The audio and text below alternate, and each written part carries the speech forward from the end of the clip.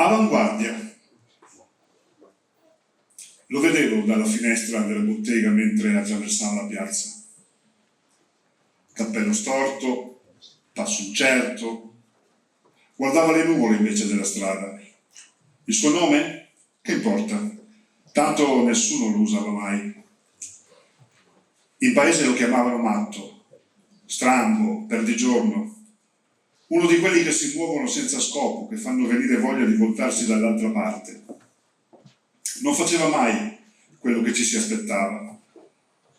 Portava scarpe bianche quando pioveva, rideva nei momenti sbagliati e soprattutto insisteva con quelle idee senza senso che nessuno con un po' di cervello avrebbe mai preso sul serio. Da bambino diceva che avrebbe costruito un ponte dove non c'era neanche un fiume. Lo diceva con convinzione, senza ridere. Se gli facevano notare che lì c'era solo terra, lui si limitava a stringere le spalle. Arriverà, diceva, e tornava a tracciare linee per aria con le dita, come se il ponte fosse già lì, solo invisibile agli altri. Da ragazzo passava le ore a scarabocchiare su quaderni che teneva sempre con sé. Li portava stretti al petto o sotto il braccio, le copertine molli, gonfie di umidità, a volte strappate sugli angoli.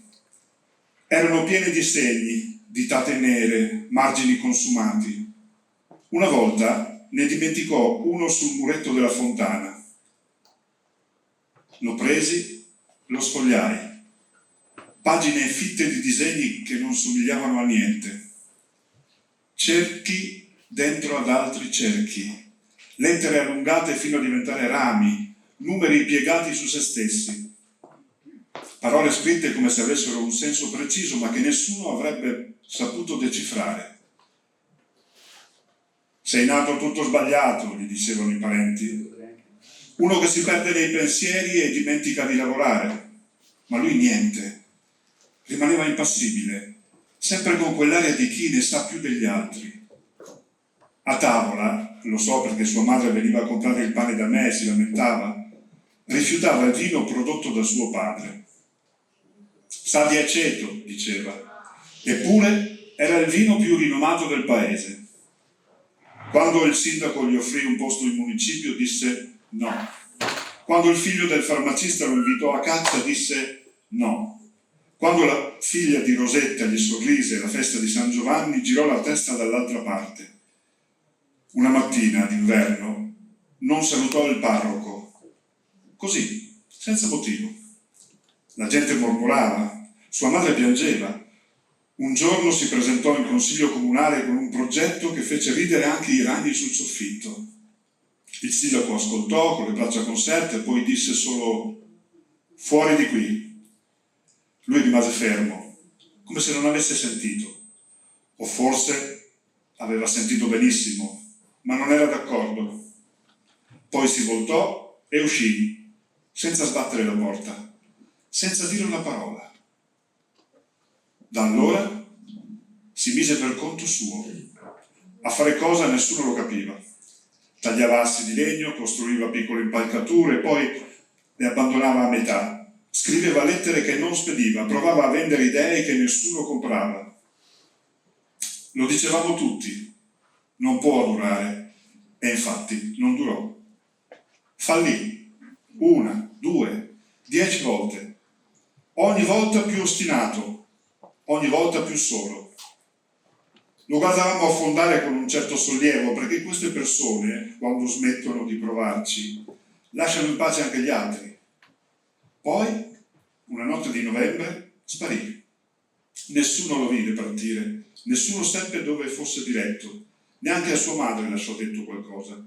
Forse pensava che non servisse. Per qualche giorno si parlò di lui. Qualcuno provò a dire che era un peccato, ma senza convinzione. Sembrava una di quelle storie che si chiudono da sole. Il suo nome girò ancora per un po', poi scivolò via. Le voci si diradarono e ognuno tornò alle sue cose. E per 10 anni non se ne parlò più. Ieri è arrivata una lettera al municipio. Il sindaco ha convocato tutti in piazza. Ha letto ad alta voce parole importanti, di quelle che non si sentono spesso da queste parti. Riconoscimenti, successo. Alla fine si è tolto gli occhiali, si è passato una mano sugli occhi lucidi e ha detto: è uno dei nostri. La gente ha applaudito. Qualcuno ha proposto di intitolargli la piazza. Io sono tornato alla bottega e ho chiuso la porta a chiave. Mirko Artuso.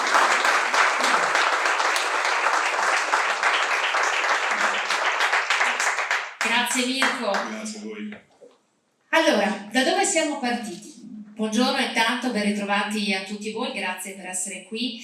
Siete un pubblico ristretto, ma non a caso. È un momento questo molto importante perché si tratta dell'anteprima nazionale. Stiamo per lanciare un prodotto che partirà proprio dal Veneto, la cui genesi arriva dal Veneto, ma che è pronto per partire per un viaggio attraverso tutta la penisola. Da dove siamo partiti? Siamo partiti, come avete sentito, dalle parole. Dalle parole dobbiamo partire, ma alle parole vogliamo ritornare. In un momento come questo, in cui tutto è comunicazione, anche il silenzio è comunicazione, in cui anche grazie alle nuove tecnologie possiamo comunicare in tanti modi e con tante persone anche contemporaneamente, dobbiamo stare molto attenti, perché la comunicazione e le parole possono avere un potere enorme, soprattutto in un momento come questo. Le parole, insomma, lo stiamo vedendo, no? Sono vari vocabolari che stiamo ascoltando in questo periodo così complicato anche per il comparto artigiano. Le parole possono arrivare anche a persuadere, le parole possono orientare il pensiero. Ecco perché le parole hanno un significato importantissimo ed ecco perché il mondo dell'artigianato ha deciso di fare quasi un passo indietro per tornare a cercare le sue parole, le parole che lo caratterizzano, che lo descrivono, ma le parole soprattutto che possono riuscire a permettere al mondo dell'artigianato e a chi sceglie l'artigianato di cogliere tutte le sfumature che questo grande mondo può interpretare. Allora, io vi ringrazio davvero per aver scelto di essere qui. Quella di oggi è un'anteprima nazionale ed è un evento che è stato inserito all'interno del calendario degli eventi del Ministero del Made in Italy, un evento importante. Immaginate che sia una sorta di preview pensata davvero soltanto per voi e da domani questo abecedario uscirà da quella porta per essere raccontato, per entrare nei laboratori, per entrare nelle scuole, per provare ad essere un nuovo vocabolario del mondo artigiano che sta affrontando delle sfide epocali e sfide che proveremo in qualche modo a declinare qui su questo palco, sfide che chiamiamo sostenibilità, innovazione, internazionalizzazione, sfide come quella di fare cultura d'impresa oggi in un mondo che sta cambiando. Proveremo attraverso questo evento a raccontarvi questo mondo e a spiegarvi un po' attraverso l'interpretazione di Mirko Artuso quali sono le parole che sono state scelte per questo abecedario. Le parole sono 21 come le lettere dell'alfabeto, avremmo potuto sceglierne tante. Queste 21 sono parole che davvero vogliono veicolare un significato importante, vogliono essere in qualche modo un nuovo manifesto del mondo artigiano e quindi in qualche modo siete voi i primi ambasciatori di questo nuovo linguaggio. Grazie davvero a voi che siete qui, a Mirko Artuso e alle persone che oggi andranno in qualche modo a riempire e a colorare questo evento, ma io partirei da un punto che è quello del Ministero del Made in Italy. Sapete che oggi è la giornata nazionale del Made in Italy, che arriva alla sua seconda edizione. Allora il ministro Urso ha mandato un messaggio rivolto a voi per questa giornata. Allora io partirei con il farvi ascoltare le parole del ministro e poi partiamo. Saluto calorosamente tutti i partecipanti a questo evento, parte delle oltre 600 iniziative organizzate in Italia e in più di 30 paesi nel mondo per la giornata nazionale del Made in Italy. Questa giornata nasce per riconoscere e celebrare il talento, la visione e la tenacia di milioni di imprese e lavoratori italiani. Ogni giorno, con orgoglio, portano nel mondo prodotti straordinari, simbolo di qualità e di eccellenza del saper fare italiano, frutto di storie uniche, di creatività, passione e dedizione. Grazie a questa straordinaria eccellenza, lo scorso anno, nel 2024, l'Italia è diventata il quarto paese esportatore al mondo, superando Giappone e Corea del Sud e piazzandosi subito dopo Stati Uniti, Cina e Germania. Un risultato straordinario che dimostra la resilienza, la flessibilità, il dinamismo, le capacità delle imprese italiane, che sono capaci più di altre di scongiurare i rischi e di cogliere le nuove opportunità. Non celebriamo oggi solo il glorioso passato del nostro saper fare, ma guardiamo avanti con determinazione, investendo nelle nuove generazioni e nelle tecnologie più avanzate.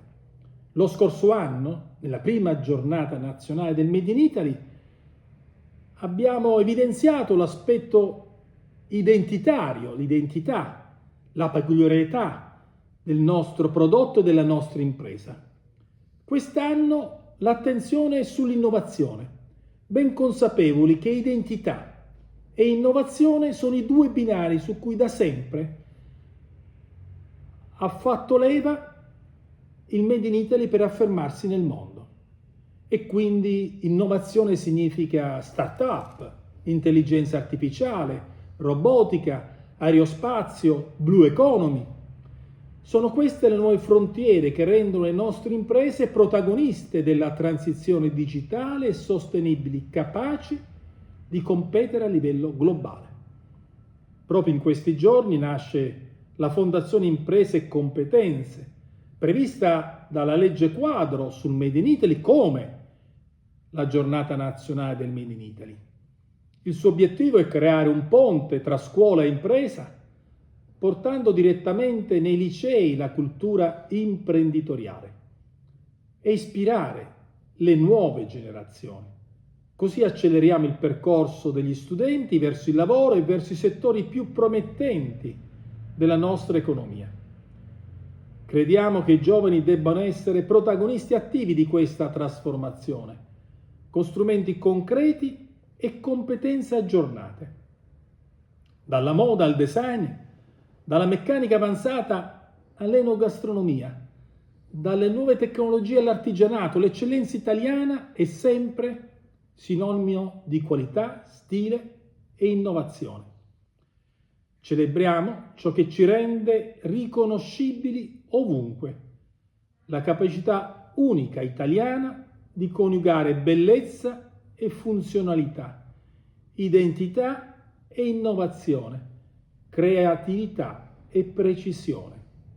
Questa giornata diventa così l'occasione ideale per scoprire, apprezzare e celebrare il valore straordinario di ciò che da secoli, da sempre, sappiamo creare. Celebriamo con orgoglio il Made in Italy, simbolo appunto della nostra identità, della nostra cultura, della nostra imprenditorialità e della capacità di guardare sempre al futuro, senza dimenticare mai le nostre radici. Viva il Made in Italy, viva l'Italia! Però noi questo Made in Italy dobbiamo imparare a raccontarlo, dobbiamo imparare a definirlo, dobbiamo imparare a venderlo, perché il Made in Italy di fatto è il mondo dell'artigianato. E allora eccolo qua, ve lo faccio vedere in anteprima, davvero siete le prime persone che lo vedono, eccolo qui, questo è l'abecedario, non a caso c'è il formato pocket, è una piccola Moleskine, quindi questo può essere davvero ad uso e consumo, non è un libro da mettere in libreria e lasciare lì, ma è un libro da usare. È un libro da usare anche come una forma di rebranding per le vostre aziende. Quindi questa è una grande operazione culturale, ma anche una grande operazione di marketing che parte dal Veneto e ovviamente l'idea è stata sposata e abbracciata anche dal Confartigianato Nazionale. È per questo che da qui partirà, diciamo, oggi pomeriggio per poi fare il suo viaggio lungo lo stivale. Allora io chiedo al presidente di Confartigianato Imprese Veneto, Roberto Boschetto, di raggiungerci per dei saluti. Presidente, io so che lei l'ha letto e in qualche modo insomma, ha avuto modo di fare le sue riflessioni in merito a questo testo, scegliendo anche qualche parola insomma, che ha sentito più sua.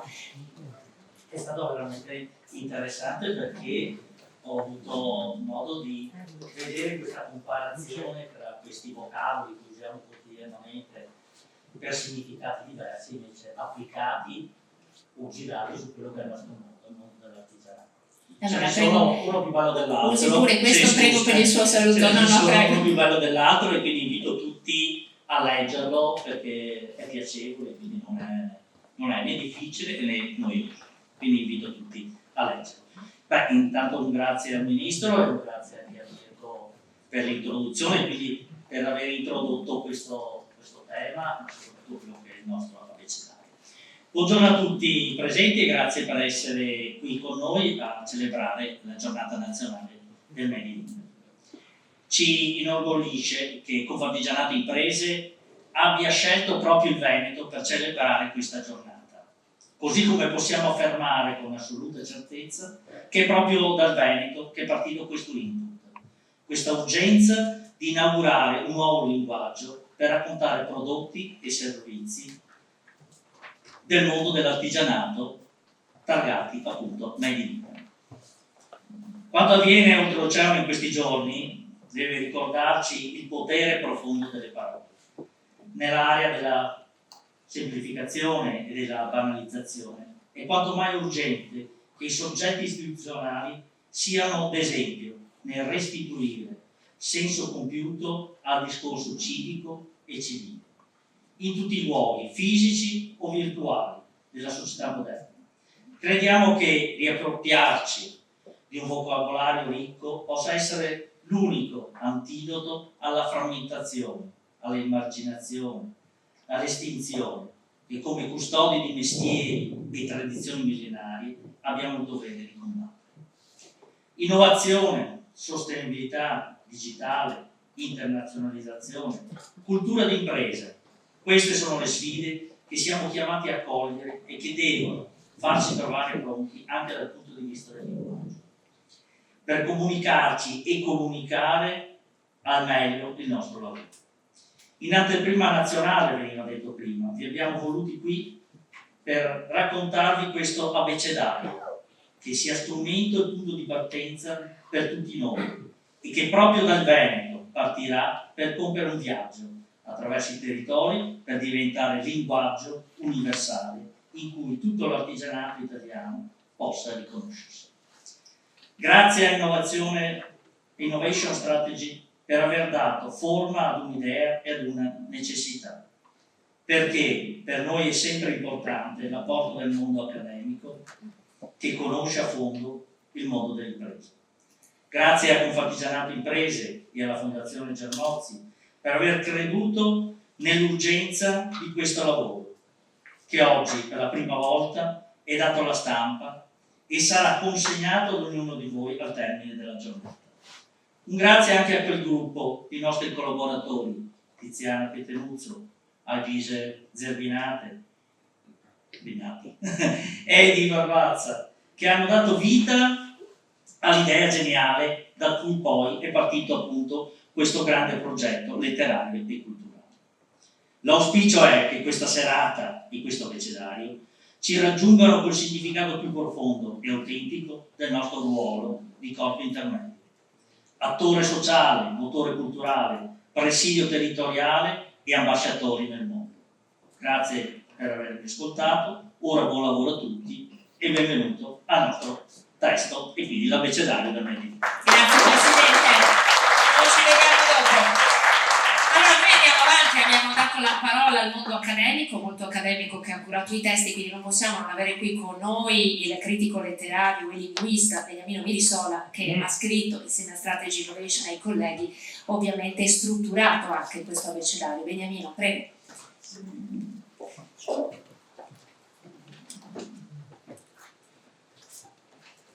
Microfono per lei. Grazie. Grazie per l'invito, grazie a tutti voi per essere qui. Vorrei cominciare dicendo che questa idea del abecedario, appunto venuta col Fartigianato, che subito a noi è piaciuta moltissimo, prende le mosse da quella grande opera che è i Sillabari di Parise. Prende le mosse nel senso che, consapevoli dell'inarrivabilità di quel modello, abbiamo però cercato di trarne per quanto possibile lo spirito, e quindi è proprio dalle parole di Parise che vorrei partire per far capire, insomma, il tipo di lavoro che abbiamo cercato di fare. Dice Parise: un giorno nella piazza sotto casa, su una panchina, vedo un bambino con un sillabario. Sbircio e leggo, l'erba è verde. Mi parve una frase molto bella e poetica nella sua semplicità, ma anche nella sua logica. C'era la vita in quell'erba è verde, l'essenzialità della vita e anche della poesia. Poiché vedevo intorno a me molti adulti ridotti a bambini, pensai che essi avevano scordato che l'erba è verde, che i sentimenti dell'uomo sono eterni e che le ideologie passano. Gli uomini d'oggi, secondo me, hanno più bisogno di sentimenti che di ideologie. Ecco la ragione intima del sillabario. Ecco, Parise scrive queste parole all'inizio degli anni 70, è nel pieno di una crisi creativa dalla quale esce proprio grazie a questo piccolo evento, a questa epifania e a questo progetto del sillabario, quindi racconti brevi che vanno a illustrare ogni singola parola riferita a lettere dell'alfabeto, e che segna un momento particolare nella carriera dello scrittore. Come lui stesso ha detto, è il momento in cui in qualche modo ha reimparato a scrivere, riuscendo quindi ad unire l'entusiasmo infantile di chi vede le cose per la prima volta con la lucida consapevolezza dello scrittore maturo. Il risultato dunque è un testo che è al tempo stesso sperimentale e accessibile e molto godibile, una capacità di creare una sintassi lineare, persino elementare, che sottende però ad un vissuto e ad un apparato, se vogliamo, filosofico e riflessivo di grande importanza. Appunto noi abbiamo cercato di muoverci su questa linea, abbiamo cercato di capire come poter reinterpretare alcune di queste suggestioni. Per prima cosa abbiamo dovuto scegliere le parole e l'alfabeto stesso. Abbiamo optato per l'alfabeto italiano invece di quello inglese, e allo stesso modo abbiamo evitato forestierismi, introducendo però due latinismi, Genius Loci e Humanitas. E questo non per venerazione del passato o dei confini nazionali, al contrario, tutto l'abecedario è percorso da una carica costante verso la cultura e verso il cambiamento, ma quelli veri, non l'apertura e il cambiamento che in qualche modo si fregiano di parole alla moda, spesso inglesi, e per ammantare un vuoto di significato o delle idee stantie. Ecco, noi invece abbiamo cercato parole vive e parole che non fossero ancora usurate. Il linguaggio, infatti, è soggetto a usura come è più degli oggetti. Pensiamo ad esempio a una parola come resilienza, che non è presente nell'abecedario, che fino a una decina di anni fa era un termine quasi raro, circoscritto ad alcuni ambiti molto specialistici, e utilizzarlo in modo metaforico al di fuori di quegli ambiti era segno di una certa ricercatezza, di studio, di ricerca della parola, e tutto questo aveva un impatto sull'interlocutore, lo incuriosiva, lo interessava, forse persino lo arricchiva. Oggi la situazione è molto diversa, il termine è entrato così prepotentemente nell'uso che spesso ne facciamo un abuso, lo snaturiamo, lo collochiamo in contesti diversi dal suo, insomma lo svuotiamo di forza comunicativa. E quindi oggi dire appunto una parola come resilienza magari appunto è corretto nel discorso che stiamo portando avanti, ma non è certo una parola che resti impressa, proprio perché si è lograta, si è usurata nel continuo uso. È per questo, per esempio, che per dire innovazione siamo ricorsi a parole come appunto avanguardia, come brevetto, come progetto, come talento, tutte parole comuni, parole semplici, che però non sono ancora usurate, perché portatrici di sfumature e di significati che sono ancora tutti da esplorare. Un altro criterio che a volte abbiamo seguito è quello delle parole inaspettate. Ci è piaciuta molto, per esempio, la parola fatica. Una parola vera, dura, che però spesso non compare nelle narrazioni del Made in Italy, dove si predilige un tipo di espressione che trasmetta luce, che trasmetta positività. È come se la realtà del lavoro fosse un letto di rose. Infine ci sono alcune parole che possono apparire non immediate, nel senso che per cogliere appieno il loro significato servono quei 20-30 secondi di spiegazione che sono presenti nel testo. In cambio però quelle parole cercano di offrire un modo di vedere nuovo, una nuova interpretazione di alcuni concetti noti.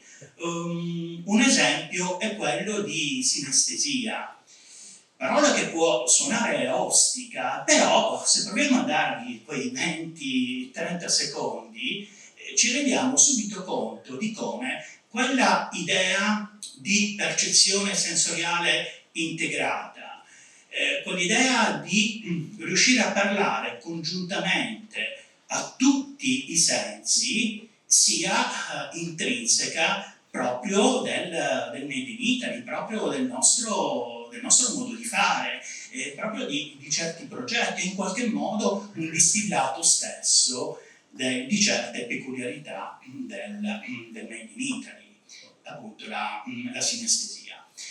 Una volta raggiunte le 21 parole, abbiamo proceduto alla scrittura di 5 racconti, ognuno per ogni parola iniziante per vocale, e 16 descrizioni per le parole invece inizianti con consonanti. A loro volta queste descrizioni sono bipartite. C'è una prima parte che racconta un aneddoto che funge da approccio, diciamo, di ampio respiro al termine di riferimento, e poi questo stesso termine nella seconda parte viene invece calato nel vivo del lavoro, nel vivo dell'esperienza, in modo da creare una sorta di dialettica tra spirito e materia, appunto tra le due parti, che ci è sembrata caratterizzante proprio dell'essenza del mondo artigiano. Quanto ai racconti, invece, appunto ai 5 racconti, anche qui abbiamo cercato di mantenere quella dialettica e abbiamo cercato anche di seguire più da vicino la lezione di Parise, in particolare la sua poetica del frammento, quindi testi molto brevi, indipendenti, che però vanno a formare una sorta di mosaico comune. Sul piano stilistico, frasi fondamentalmente brevi, sintassi semplice, che guarda alla musicalità dell'esecuzione orale. Tutto questo in un impianto realistico, quindi con descrizioni molto concrete, molto sensoriali, che vengono però interrotte da alcuni lampi, da alcune epifanie, che sono momenti di rivelazione in cui i personaggi o il lettore colgono qualche verità importante e queste danno una luce nuova sull'intera vicenda. I racconti sono organizzati intorno agli assi portanti di questo incontro, quindi Avanguardia, che avete già sentito, si riferisce a innovazione, così come ecologia, che sentirete tra poco. Peraltro abbiamo preferito ecologia, sostenibilità o altri termini per la sua etimologia, cioè appunto oikos, casa, e logos, appunto discorso, questa idea della casa comune, che sappiamo è fondamentale di questi tempi, ci è sembrato molto interessante da esplorare. E poi appunto il racconto chiaramente impresa, dedicato alla cultura di impresa, orizzonte di internazionalizzazione. Ecco, questi 2 racconti in realtà sono 2 parti di una medesima narrazione. L'ultimo racconto invece, ubiquità, non si riferisce ad uno dei cardini fondamentali della giornata di oggi, ma rimanda ad un concetto che ci è sembrato comunque molto, molto importante, perché è riassuntivo di tanti temi che abbiamo trattato all'interno dell'Abecedario e anche una cifra di tempi che coinvolge un po' tutti e coinvolge anche chi lavora nel settore artigiano, quello appunto dell'ubiquità, dell'essere in più posti contemporaneamente.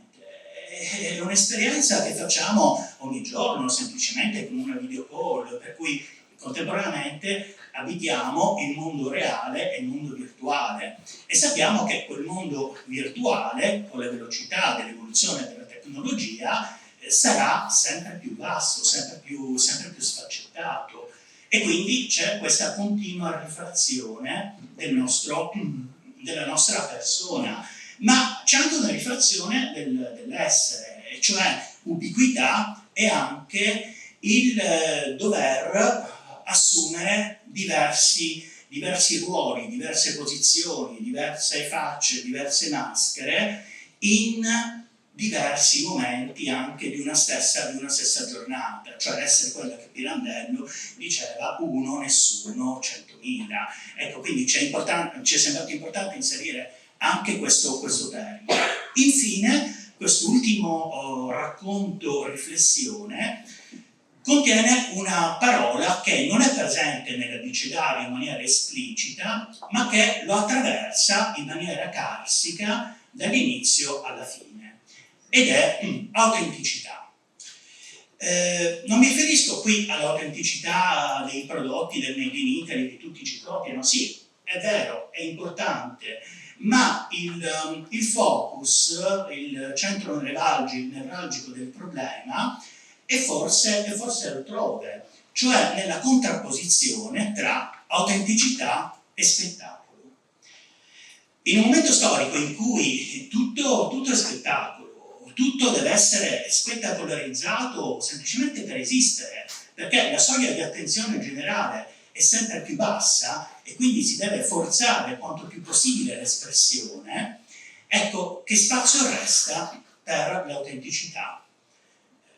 L'autenticità come gesto, l'autenticità come vocazione, come quel qualcosa che ci fa andare avanti, ci fa continuare a fare quello che facciamo, un lavoro, e a cercare di farlo a regola d'arte, anche quando la ragione ti suggerisce che non ne valga la pena. Ecco, autenticità quindi è anche conflitto, è anche una domanda continua che scava dentro di noi, è una domanda anche scomoda, anche perturbante, se vogliamo. E quindi dicevo prima che autenticità non è presente non compare in maniera esplicita nell'abecedario, e forse, come spesso accade, la parola più importante è proprio quella non detta. Grazie. Grazie Beniamino Mirisola, grazie per essere stato con noi. Sicuramente le parole, visto che dalle parole noi dobbiamo partire e ritornare, che ha detto Beniamino Mirisola, hanno toccato ognuno di voi su corde diverse, hanno raggiunto corde diverse come esseri umani ma anche come imprenditori, quindi sono sicura che ognuno di voi si sarà sentito toccato da quello che abbiamo ascoltato. Allora noi proviamo a entrare ancora di più dentro il nostro abecedario, lo facciamo distillando alcune parole, ascolteremo queste parole e poi proveremo a mettere a terra il loro significato, cercando di capire oggi, quando parliamo di Made in Italy, che cosa significa parlare di brevetto, cosa significa parlare di innovazione, e andremo avanti così. Mirko Artuso, prego. Brevetto. Nel 1421 la Repubblica di Firenze concesse a Filippo Brunelleschi un diritto esclusivo della durata di 3 anni. Nessuno, a sua eccezione naturalmente, poteva costruire o usare una particolare chiatta a pale da lui progettata, pensata per trasportare marmi lungo l'Arno. Non era una nave qualsiasi, ma un ingegnoso sistema meccanico destinato ai grandi cantieri della città. Fu la prima forma di brevetto concessa in Italia, un embrionale riconoscimento del fatto che un'idea può essere insieme proprietà intellettuale e strumento di innovazione. La parola brevetto si muove su 2 piani complementari: tutela e abilitazione. Da un lato delimita lo spazio di un'invenzione, stabilendo che per un determinato periodo quell'idea appartiene a chi l'ha generata. Dall'altro certifica una competenza, autorizzando un professionista a operare entro un sistema condiviso di regole. Nel mondo del Made in Italy il brevetto supera la retorica del talento spontaneo. Non è il momento creativo in sé, ma la fase in cui un'innovazione viene collocata dentro una grammatica che ne misura l'originalità e ne legittima l'uso. Innovare, in ambito artigianale, significa allora molto più che introdurre qualcosa di nuovo. Significa renderlo riconoscibile, replicabile, misurabile. Un sistema di chiusura per calzature, una tecnica di isolamento termoacustico, un impasto con precise proprietà elastiche, non valgono solo per l'effetto che producono, ma per la capacità di essere registrati come un segno distintivo di un'intelligenza tecnica. Il brevetto è anche una garanzia. Chi lavora in forza di una competenza certificata non si affida solo a una conoscenza implicita, ma a un riconoscimento formale. In questo senso, il brevetto tocca il cuore della questione della fiducia. Non è un titolo onorifico, ma una soglia minima di responsabilità che lega chi sa fare a chi riceve il risultato. Un passaggio che trasforma la perizia individuale in credibilità e beneficio collettivo. Professore Carlo Bagnoli, prego, Foscari di Venezia, professore di Innovation Strategy. Noi partiamo dal brevetto per arrivare a raccontare che cosa significa fare innovazione oggi. Prego, professore. Quello che vuoi. Volevo dire che poi faccio il mio intervento, ma se vi chiederanno cosa siete venuti a fare qui dopo aver sentito Beniamino, dovreste dire che uscimmo a guardare le stelle. E quindi uscimmo a guardare le stelle, che è un famoso verso finale. Detto questo, cercherò di provare a calare a terra questo concetto del Made in Italy, riprendendo un po' tutte le cose che sono state dette. Lo farò attraverso un esempio, perché sono uomo e quindi con gli esempi gli uomini di solito capiscono meglio, meno capacità di astrazione. L'esempio deriva da una richiesta che ci è stata fatta, anche coinvolgendo Beniamino all'epoca, la Strategy Innovation da Asso Calzaturifici, quindi parliamo di una situazione diversa, no? Perché dopo il finale non sarà bellissimo, quindi parliamo dei concorrenti. Asso Calzaturifici ci chiama e ci dice abbiamo un problema. Il problema è che noi facciamo quelle che tecnicamente si chiamano le brown shoes, queste cose qui, e invece oggi il trend è nelle white shoes, anche se sono nere, quelle di Mirko, che sono in qualche modo state importate dall'America, le white shoes, le scarpe da ginnastica, le sneaker, gli stivali e tutta quella cosa che non appartiene alla tradizione italiana. E quindi mi ponevano il problema di cosa facciamo, come facciamo cioè come ci muoviamo, andiamo in un iperadattamento, quindi ci adattiamo a quello che vuole il mercato, o rimaniamo totalmente narcisisti, cioè noi facciamo questo, se non vi piacciono pazienza. E abbiamo iniziato a ragionare, abbiamo ragionato proprio sul concetto di Made in Italy. E per ragionare sul concetto di Made in Italy abbiamo anche lì usato parole diverse da quelle che ha usato Beniamino nell'abbecedario, ma sempre parole pesanti, per cercare di capire dove siamo arrivati, come siamo arrivati al Made in Italy. E questa storia del racconto del Made in Italy, in quel caso, è partita dal concetto di territorio, è l'unica cosa che non possiamo cambiare, difficilmente cambiamo il territorio. Il territorio dell'Italia è un territorio fatto da molte montagne che attraversano posti molto diversi che hanno creato di fatto storie diverse. Una storia di conflitti proprio perché le vallate, le montagne, gli Appennini, le isole, in qualche modo hanno messo insieme dei popoli che però hanno vissuto esperienze diverse e nel vivere queste storie diverse, queste culture diverse, in qualche modo hanno generato molti conflitti. Quindi un territorio frammentato che ha generato una storia di conflitti. Questa storia di conflitti però a sua volta ha generato un carattere fondante il nostro vivere e il Made in Italy, che è il concetto dell'estetica, cioè l'estetica che è la capacità in qualche modo di godere del bello, fondamentalmente di vivere il bello. Allora qui c'è un passaggio, no, che va spiegato, ma perché una storia di conflitti genera il senso del bello, l'estetica? E su questo io di solito uso una citazione che arriva da un monologo di Orson Welles, di un film del 49, Il terzo uomo, che chiedo a Mirko in qualche modo di riprodurre questo pezzo del monologo. In Italia per 30 anni sotto i Borgia hanno avuto guerre, terrore, omicidi e spargimenti di sangue, ma hanno prodotto Michelangelo, Leonardo da Vinci e il Rinascimento. In Svizzera hanno avuto amore fraterno, 500 anni di democrazia e pace. E cosa hanno prodotto? L'orologio cucù. Quindi voi capite che qua, tra l'altro, è un americano che parla, no, che mette a confronto la cultura europea e dice sì, abbiamo avuto un territorio frammentato che ha generato granducati, no, la Repubblica Serenissima e tutto quello che ne segue, una storia di conflitti, però hanno dato questo grande senso dell'estetica. Questo senso dell'estetica che porta immediatamente a un concetto di stile di vita, no? Lo dicevo prima, l'estetica è lo stile di vita come vivere il bello e vivere nel bello, avere fastidio per il non bello, sapere portare con eleganza anche cose assurde.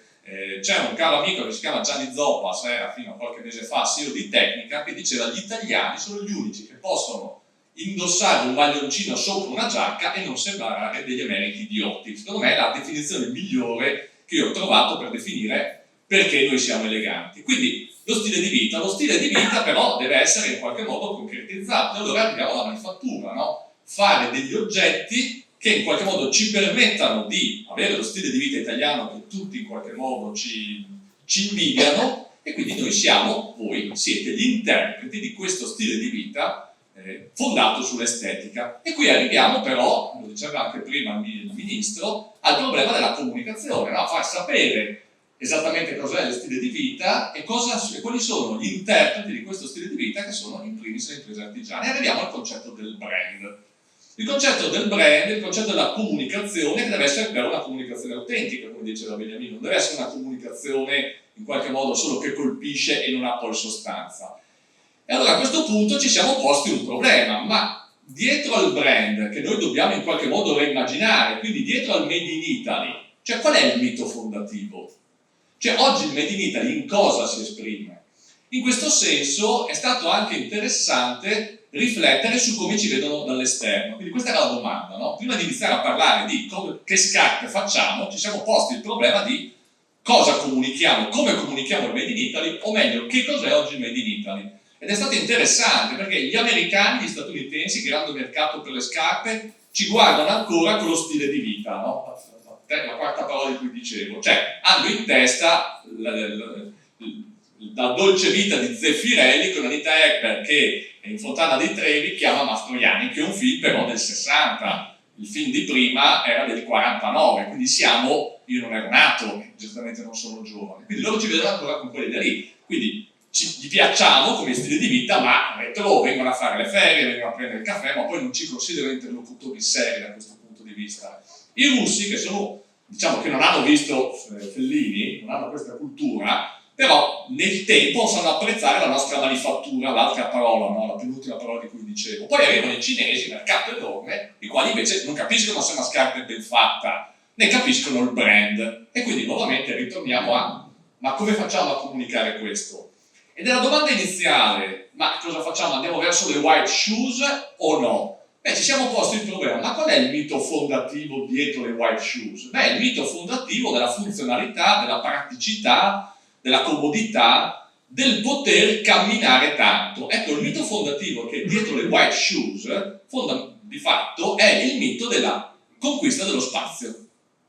Cioè il tema della conquista dello spazio. E difatti, in tutta, diciamo, negli ultimi 150 anni, 200 anni, 300 anni, fatelo voi, gli eroi è chi conquista lo spazio. Che sia Marco Polo, che sia Amerigo Vespucci, che sia Cristoforo Colombo per parlare dei nostri, che sia Armstrong che va sulla Luna, che sia il Far West con i pionieri, l'eroe è chi conquista lo spazio. E quindi ci sta che delle scarpe che hanno questo mito fondativo, e quindi la conquista dello spazio per praticità e funzionalità, abbiano avuto grande successo. Però il vero problema oggi, noi abbiamo più difficoltà, oggi come oggi, a conquistare lo spazio o a dominare il tempo. Cioè, abbiamo avuto dei risultati nella conquista dello spazio?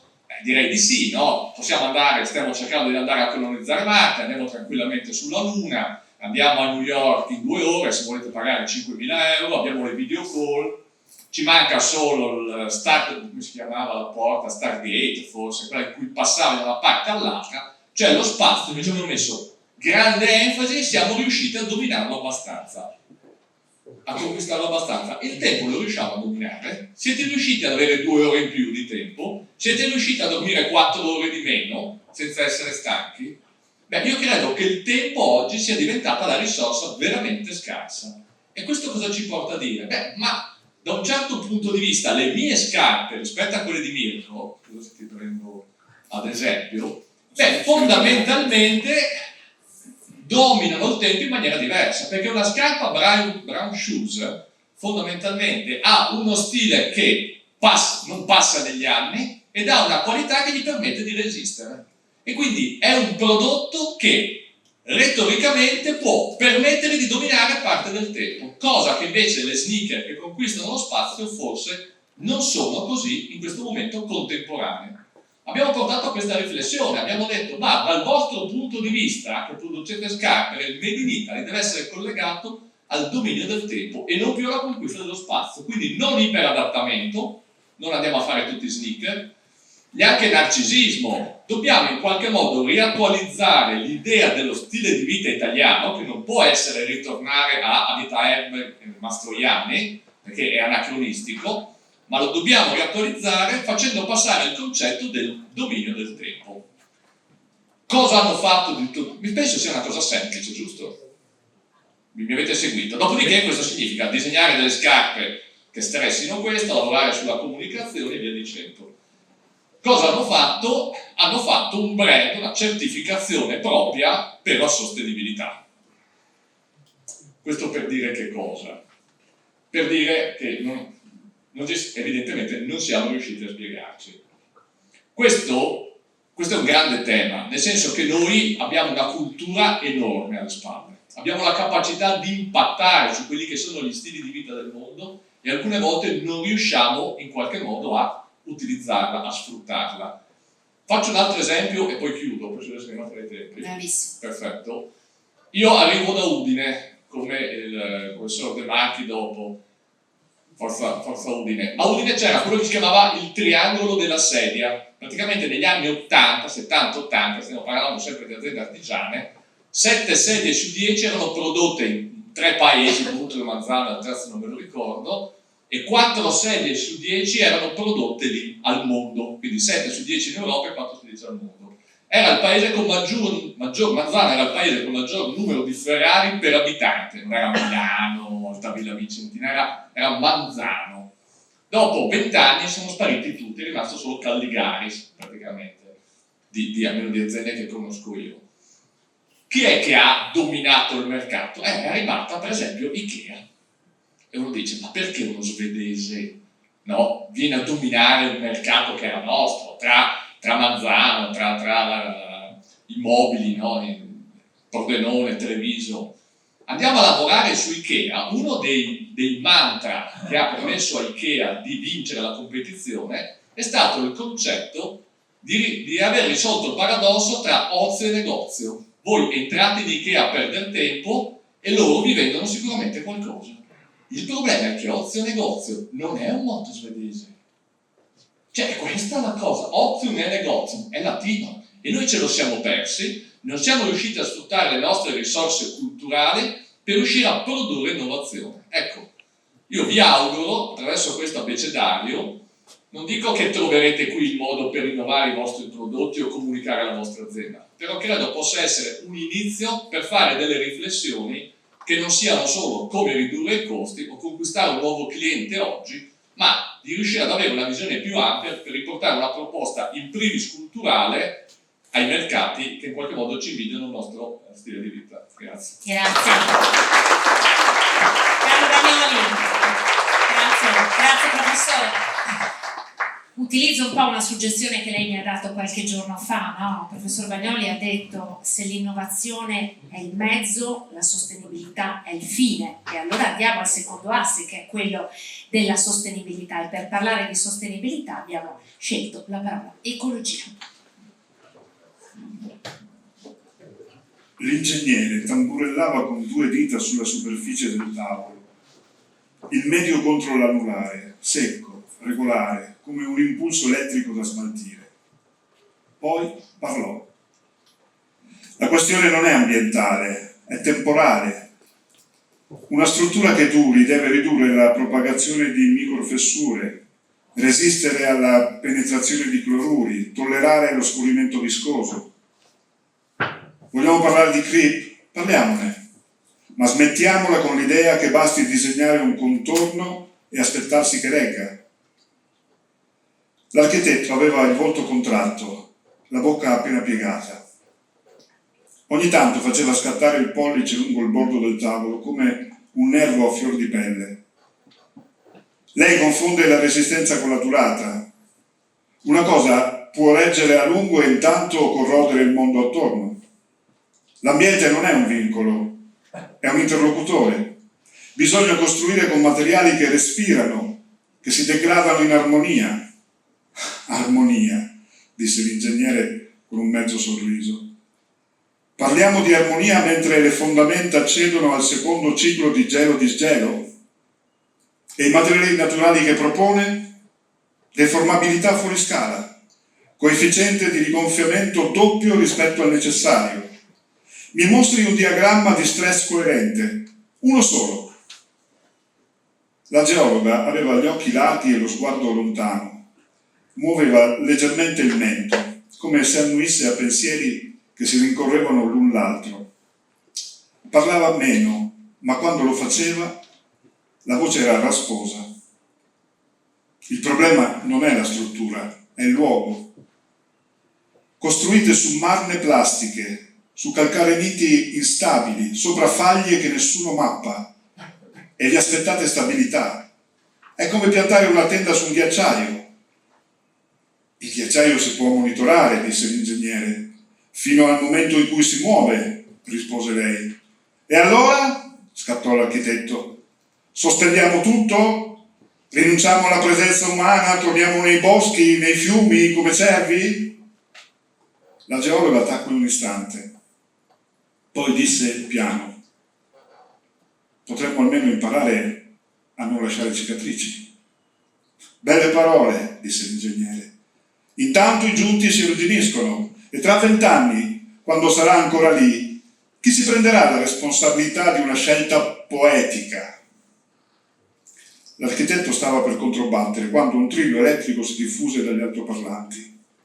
Uno scampanellio insistente che rimbalzava sulle pareti scrostate della sala.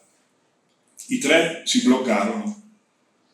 La luce al neon sopra di loro tremolò, gettando ombre lunghe sul pavimento crepato. Il suono si ripeté, e poi ancora. Dopo qualche secondo, la porta si spalancò e dal fondo del refettorio emerse una sagoma imponente, incorniciata dal bagliore lattiginoso del corridoio. La donna si avvicinò con un'andatura lenta e misurata. Il camice stinto che le aderiva al corpo come una seconda pelle, i bordi sfrangiati che strisciavano sul pavimento. Dalla cintura un mazzo di chiavi arrugginite dondolava con un tintinnio sordo a ogni passo. Si fermò davanti a loro. Il tintinnio delle chiavi cessò. Signori, è l'ora, annunciò con una voce che sembrava provenire da un luogo molto più profondo del suo petto. Aprì la scatola metallica che teneva in mano e rivolgendosi ai tre studiosi con offensiva familiarità disse: medicine. E poi ognuno torni nella propria suite. Gli incontri di gruppo sono terminati per oggi.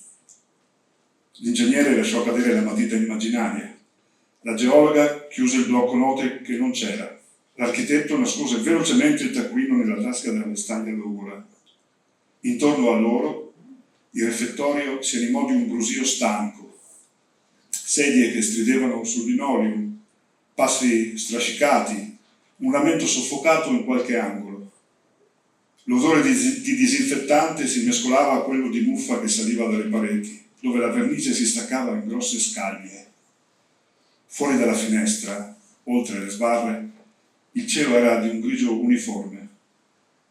In lontananza le ciminiere degli inceneritori vomitavano fumo nero nell'aria immobile e i camion scaricavano il loro contenuto nelle fosse appena visibili all'orizzonte.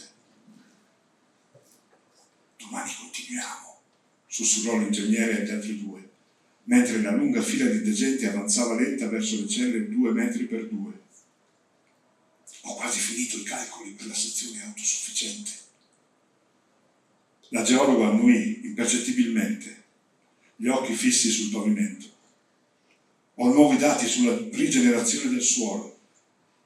L'architetto non disse nulla, si limitò a toccare la tasca dove aveva nascosto il taccuino, l'unico luogo dove i suoi progetti potevano ancora esistere.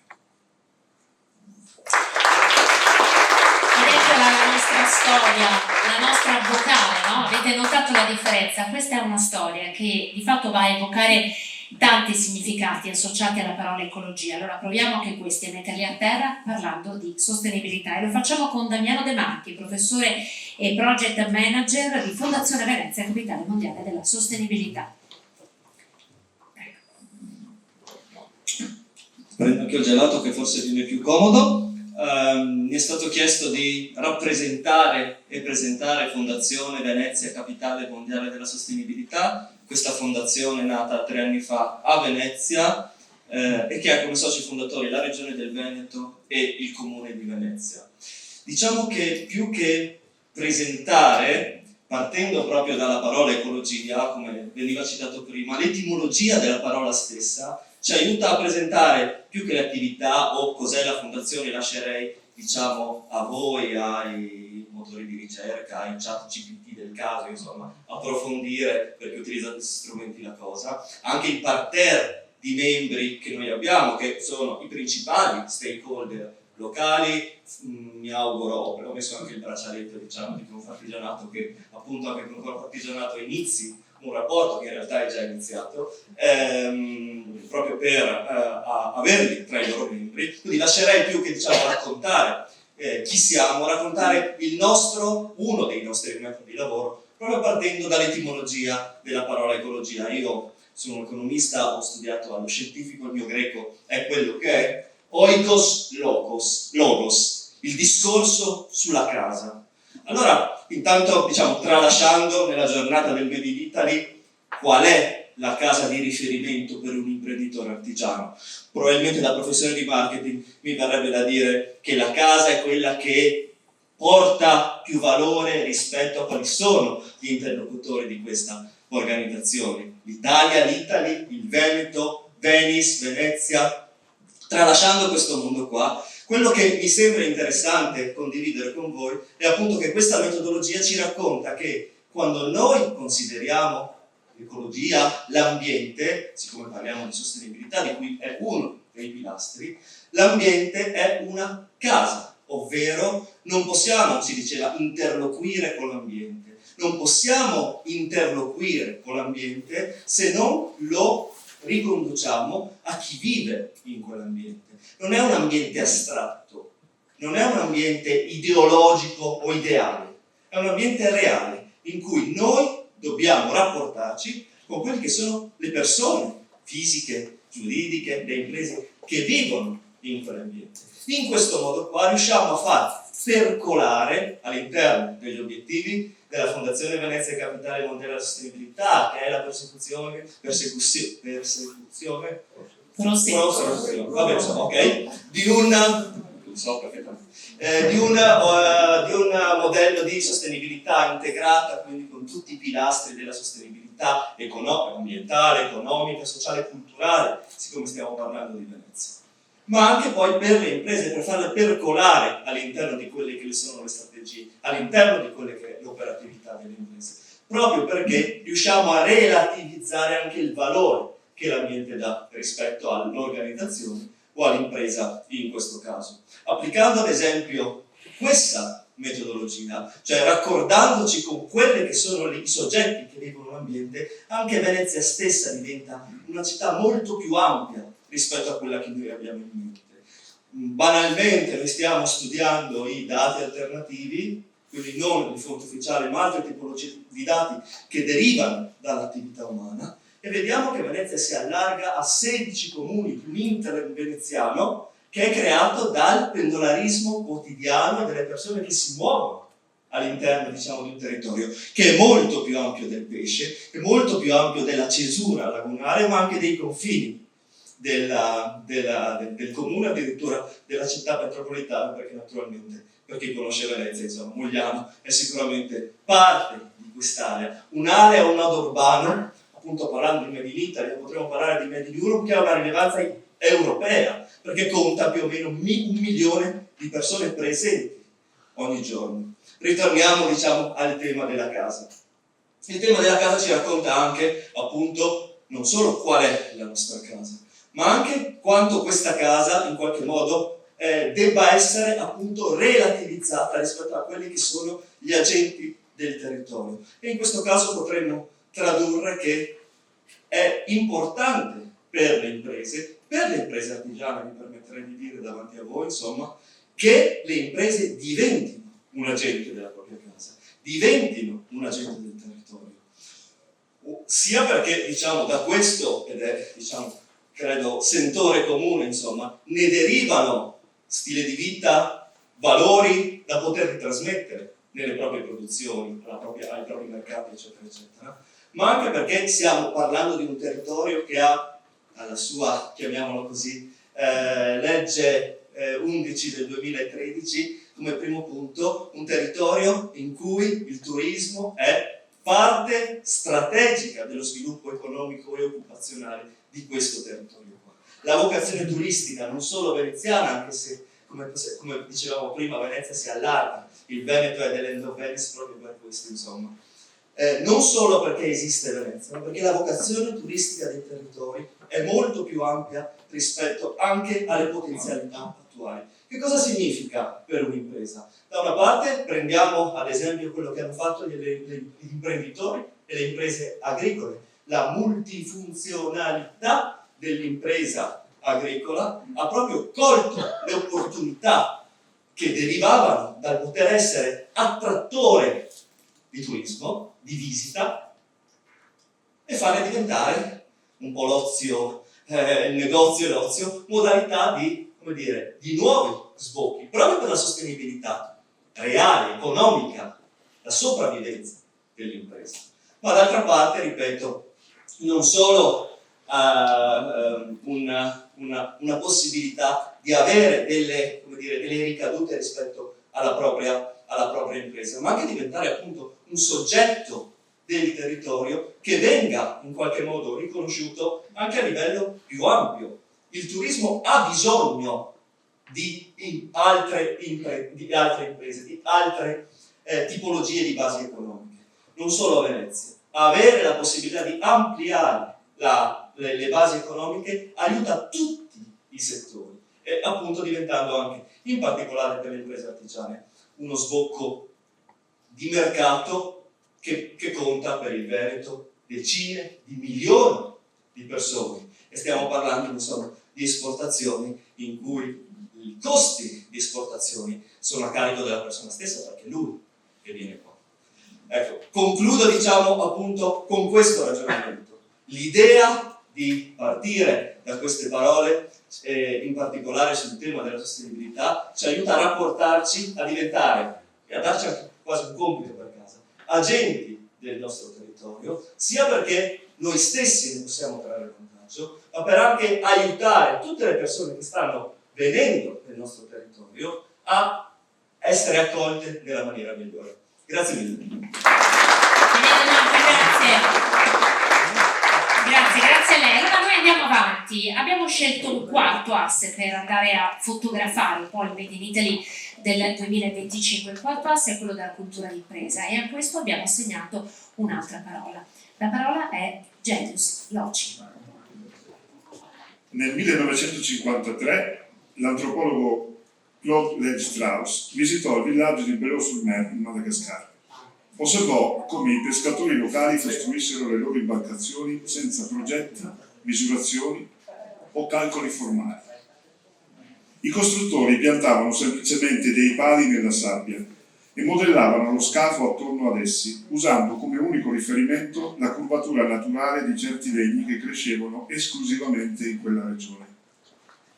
Quando gli ingegneri navali francesi analizzarono le imbarcazioni, scoprirono con stupore che questi scafi primitivi presentavano una resistenza idrodinamica inferiore del 14% rispetto ai progetti occidentali del tempo.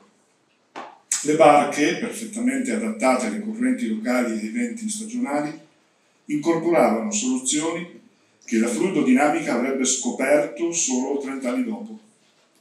Il genius loci, ovvero lo spirito del luogo, non è una forza mistica, ma l'intelligenza accumulata di un luogo.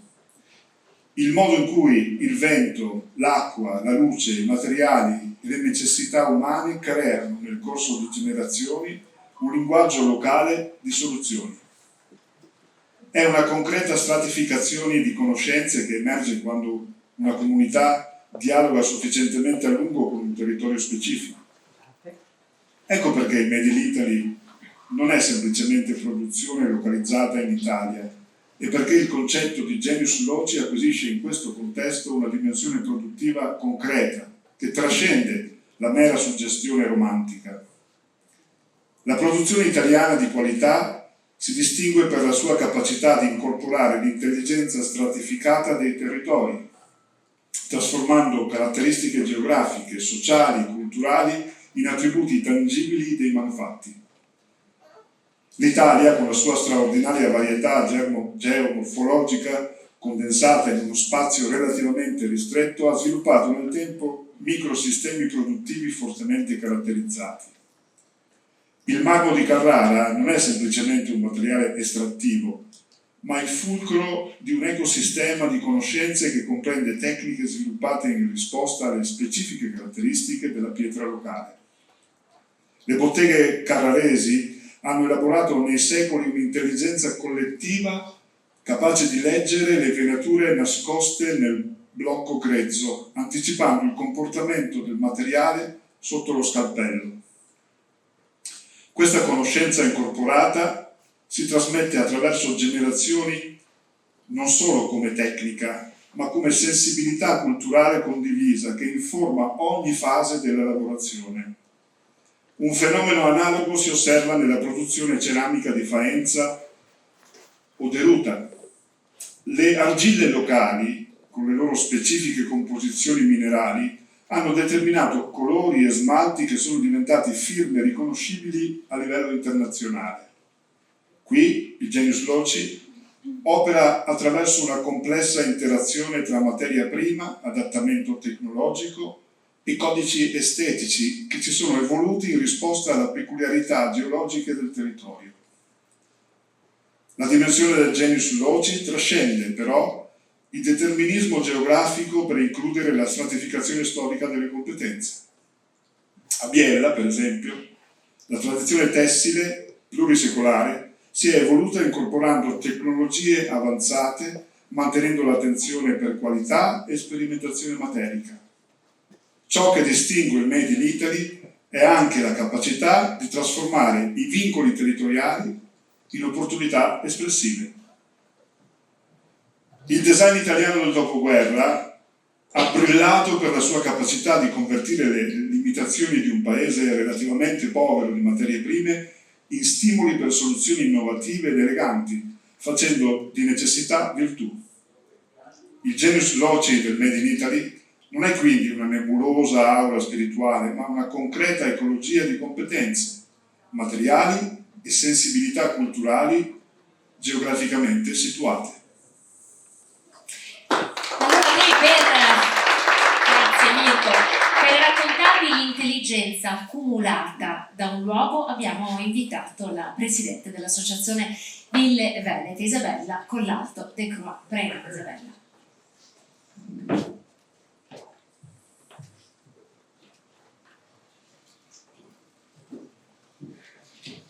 La cultura di impresa. Bene, innanzitutto buonasera. È un grande piacere per me essere qui a celebrare oggi con voi la giornata del Made in Italy. In modo particolare ringrazio Confartigianato per questa iniziativa assolutamente straordinaria e ringrazio il professor Milisola che ci ha condotto in un mondo veramente meraviglioso. Del resto vi scuso già subito se massacrerò alcuni concetti che lei ha espresso in altro modo per un uso inappropriato dei termini.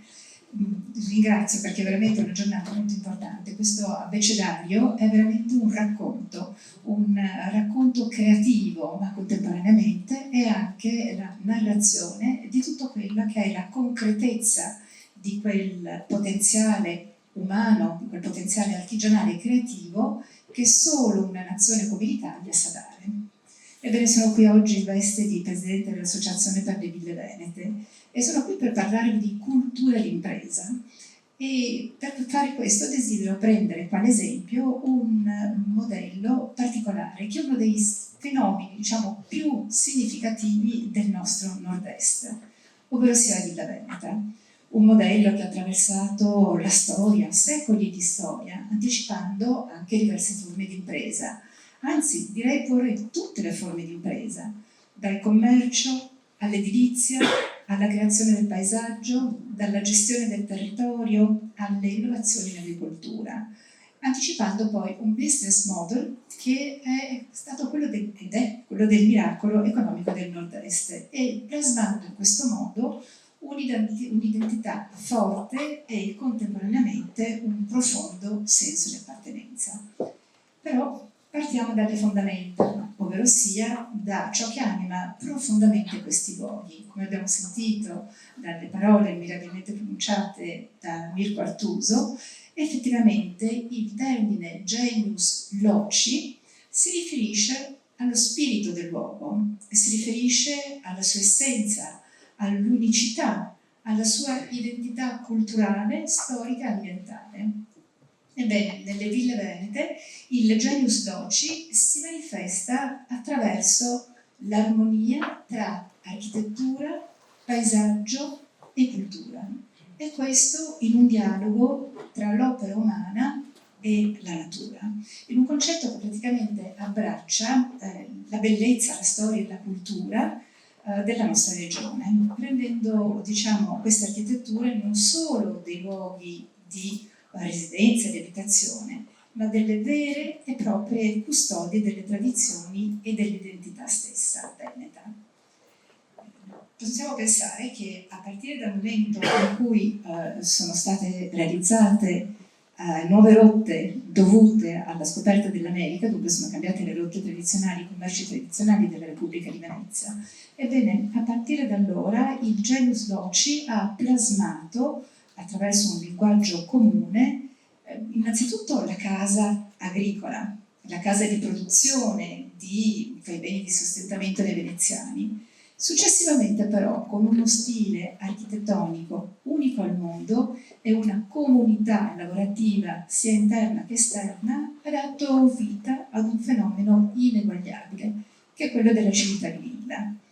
Ebbene, proprio in seguito a quegli eventi legati alla Lega di Cambrai, ricorderete forse che tra il 1508 e il 1509 tutte le potenze dell'epoca si erano alleate contro Venezia.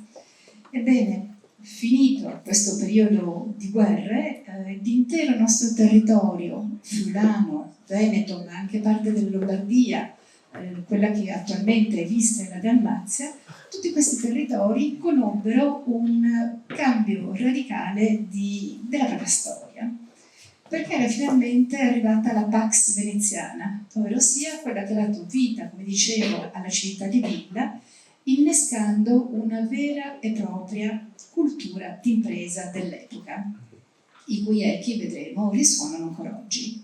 Effettivamente il patriziato veneziano ha portato con sé i propri valori, la cultura d'impresa, ha portato con sé i propri valori, le proprie convinzioni, un'innata sensibilità per la bellezza, ben diversa naturalmente da quelle case rustiche e rurali che aveva trovato nell'entroterra, nel quale aveva deciso di effettuare investimenti e di iniziare a produrre nuovi prodotti, avviando un'attività commerciale vera e propria.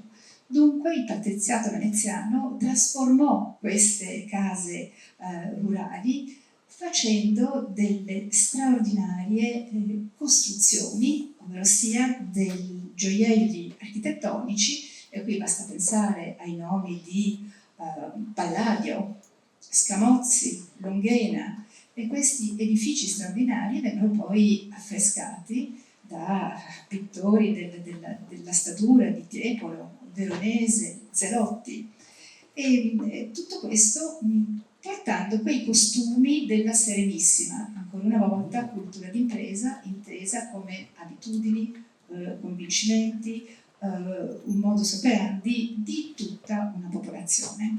Ebbene, qui dunque arrivarono i veneziani in terraferma, la Repubblica Serenissima invitò tutti i castellani ad eliminare le mura di cinta, a buttare giù le mura dei castelli, in modo da poter finalmente garantire questa Pax veneziana, visto che ormai garantiva una protezione. Però il Genius Loci, come abbiamo sentito, è anche una parte importante di interazione tra quella che è la materia e quello che è il territorio, la società. E questo naturalmente in termini sia funzionali che in termini estetici. Si tratta di una risposta a quella che è la peculiarità geologica del territorio, come abbiamo sentito. E qui vorrei farvi due esempi molto velocemente, molto concreti, di come la Repubblica Serenissima ha saputo gestire delle materie prime che sono delle risorse assolutamente fondamentali, lo erano all'epoca come lo sono ancora oggi. Da un lato abbiamo il legno che viene naturalmente utilizzato per riscaldarsi, la combustione, per le fornaci dei vetrai, per costituire le fondamenta della città di Venezia, per la carpenteria navale. Ecco, dovete pensare che già nel 1475 il buon governo della Serenissima decise di razionalizzare l'uso del legname, ed effettivamente questo è un concetto che mi sembra sia diciamo ateniesiano, è un concetto di sostenibilità al quale si fa riferimento già a 500 anni fa, dunque una cosa impressionante, pensate al pubblico di Venezia quanto vedeva lontano. Un uso sostenibile, che potremmo forse, professore, definire ecologico, in termini più appropriati. L'acqua, il secondo elemento. L'acqua, il Consiglio dei 10 istituì il Collegio Solenne delle Acque, un organismo estremamente complesso destinato a gestire questo prezioso, e lo sappiamo bene, ecosistema estremamente delicato e lagunare. E questo consiglio venne istituito nel 1505, ovvero sia 500 anni fa. Ma questo è solo l'inizio, perché dietro a tutti questi, ai paesaggi, ai monumenti, alle bonifiche, alle architetture, ai cambiamenti legislativi, ritroviamo un'altra delle parole chiave del nostro abbecedario, humanitas. Ebbene, queste ville non erano solo delle residenze aristocratiche, ma erano anche dei centri di vita comunitaria. E spesso ospitavano, certo, feste, occasioni di rappresentanza, incontri, però erano la sede di attività agricole ed economiche, oltre che commerciali. Ed è questo, ritornando al concetto di cultura d'impresa, è estremamente interessante, perché solo attraverso le persone, solo attraverso la comunità, si può sviluppare una cultura d'impresa che abbia un ruolo veramente cruciale per i singoli lavoratori. E in questo modo le ville venete, aprendo alle loro porte agli artigiani, ai vetrai, ai maestri, agli artigiani di ogni tipo, in realtà mantengono un equilibrio e una ricchezza che non è solo economica, ma è anche sociale. Torniamo per ora al cuore della nostra conversazione, ovvero sia parliamo di cultura d'impresa. Che cos'è la cultura d'impresa? È quell'insieme di valori, di credenze, di abitudini, di comportamenti che caratterizzano un'azienda e svolge un ruolo cruciale sia per l'azienda stessa che però per i suoi singoli lavoratori. E le ville venete e cultura d'impresa, ma vi direte, ma non sono due concetti che in fondo non sono molto legati fra di loro? Come possono intersecarsi? Ebbene, si possono intersecare in tantissimi modi, e quello lo vedremo più avanti, ma soprattutto quando parliamo di valorizzazione del patrimonio culturale e di sviluppo economico. E qui non da ultimo riprendo molto volentieri quanto appena indicato il professor De Marchi, ovvero sia il turismo.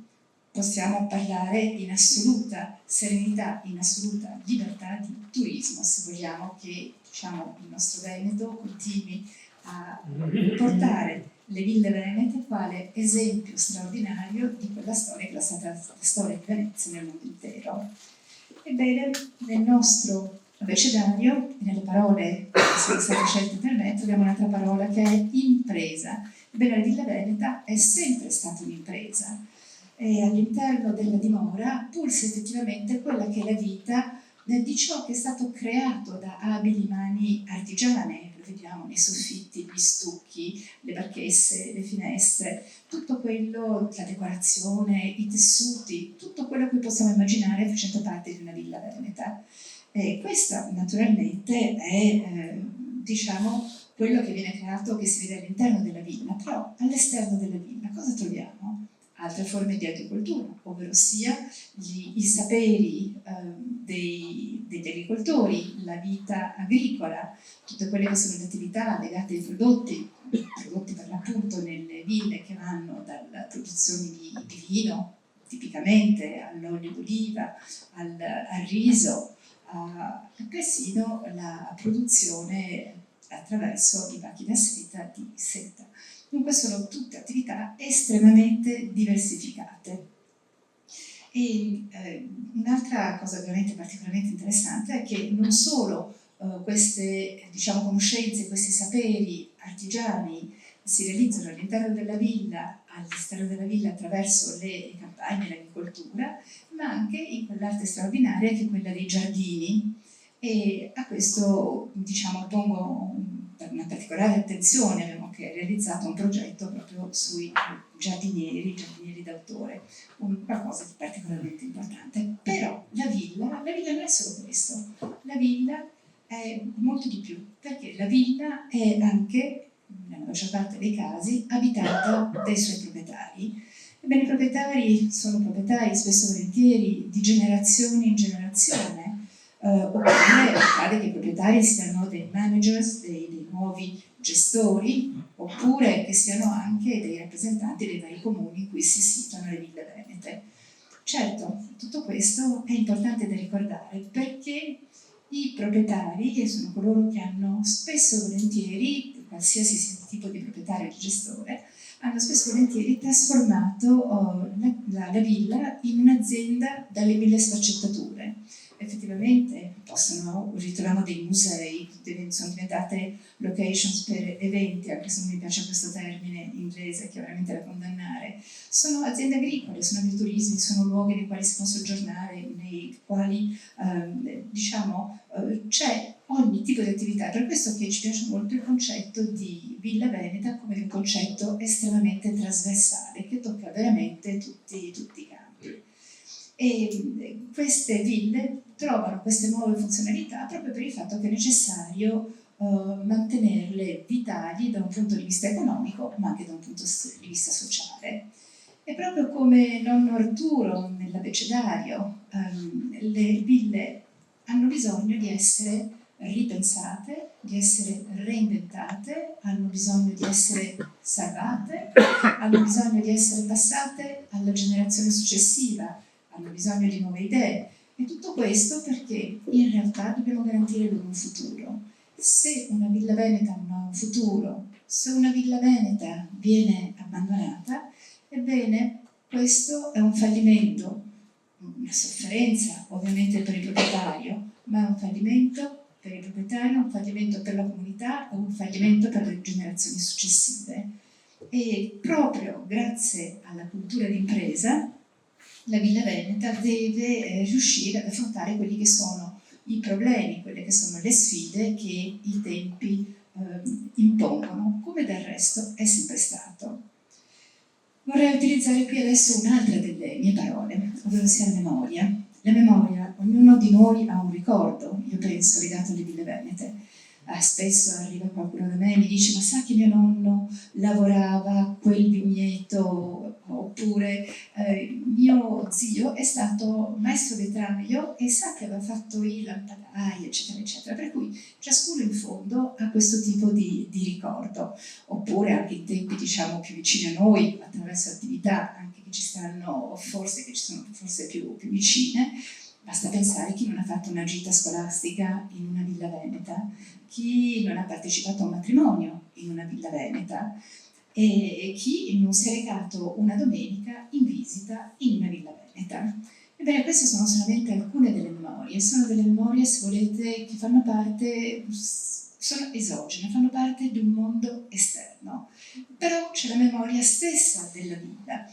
La memoria, quella che viene da di dentro, quelle che raccontano una storia fatta di produzione quando si tratta di agricoltura, fatta di eventi sfarzosi, fatta di incontri di rappresentanza, ma è anche una storia di guerre, una storia di depredazione, di patrimonio, una storia di saccheggi.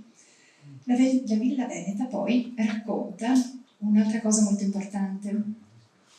È senz'altro una storia di onori, di sfarzo, una storia di brillante, diciamo pure, però è anche una storia di fatica. E qui ritroviamo un'altra delle nostre parole. Perché la fatica è quella di chi la Villa Veneta l'ha costruita, di chi l'ha mantenuta, di chi l'ha restaurata, di chi l'ha raccontata. È la fatica di passare alle generazioni successive questo capitale è estremamente importante, tanto importante quanto impegnativo. E diciamo che le ville, queste residenze sono delle residenze meravigliose, no? Storiche, ricche di storia, di arte, di cultura, però richiedono degli interventi costanti e costosi di manutenzione e di restauro proprio per poter affrontare il degrado causato dal semplice passare del tempo piuttosto che dagli eventi meteorologici, piuttosto che dall'inquinamento. Ebbene, Come ben si dice nel nostro abbecedario, la fatica, riprendiamo questo termine, questa lotta continua, abbiamo l'esempio del pino, no? Del pino longevo, di cui abbiamo appena sentito la narrazione, ha trasformato la Villa Veneta, qui mi scusi professor Mirisola, ha trasformato la Villa Veneta in un simbolo di resistenza e resilienza, superando per l'appunto guerre, carestie, pestilenze, tasse, normative e vincoli soffocanti legati alla tutela del patrimonio culturale e tanto altro ancora. Eppure è sempre con passione e zelo, altra delle nostre parole magiche tratte dall'abbecedario, in uno straordinario lavoro di squadra, gli artigiani con la loro abilità e i proprietari come committenti hanno realizzato e tuttora realizzano oppure restaurano delle opere d'arte, restaurano gli affreschi, restaurano gli stucchi e tutti i vari dettagli, diciamo, architettonici che caratterizzano queste ville, che le rendono uniche, che le rendono affascinanti, contribuendo alla conservazione di queste straordinarie residenze e preservandone la storia e l'identità culturale.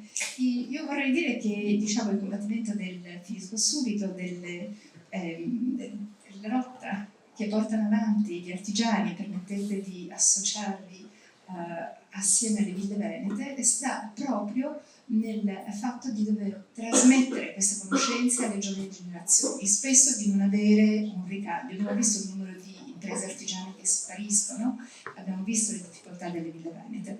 Ebbene, a guisa di conclusione vorrei prendere solo un'ultima parola, che è humanitas, ovvero sia raccontarvi che abbiamo avuto un'esperienza particolarmente interessante, questo è stato durante la mostra del cinema dell'anno scorso, in cui abbiamo presentato un docufilm. Ebbene, i proprietari, in una narrazione estremamente semplice ma vibrante, hanno fatto capire tutto quello che era il genius loci delle loro ville, lo zelo con il quale si apprestavano all'opera, la memoria, tutta una serie di elementi, quasi una specie di incrocio caleidoscopico come la realtà delle ville venete. Ebbene, ne è emersa da questa presentazione una immagine univoca della cultura d'impresa, fatta di valori, di abitudini, di consuetudini, di memorie, di preoccupazioni, ma fatta anche di speranze. La speranza di riportare al loro antico splendore queste nostre ville venete, che sono una parte fondamentale e irrepetibile del Made in Italy. Scusate se mi sono prolungata. In realtà, guardi, grazie. In realtà lei ci ha aiutato attraverso le sue parole, ha dato, se ci pensate, un esempio davvero vivo e vivido di che cosa significa adattare le parole che si trovano all'interno di questo abbecedario. Sono parole, sono scritte, ma adattarle davvero al territorio, ad una realtà, perché lei è riuscita a creare collegamenti con tantissime di queste parole, cercando anche di far capire che cosa significa poi, che cosa stiamo raccontando. Ma è proprio perché le ville venete sono estremamente trasversali, dunque si può parlare delle ville venete, qualsiasi sia l'argomento che voi vogliate propormi. Ebbene, avrò qualcosa da raccontarvi e che si riallaccia comunque alle ville venete. Grazie.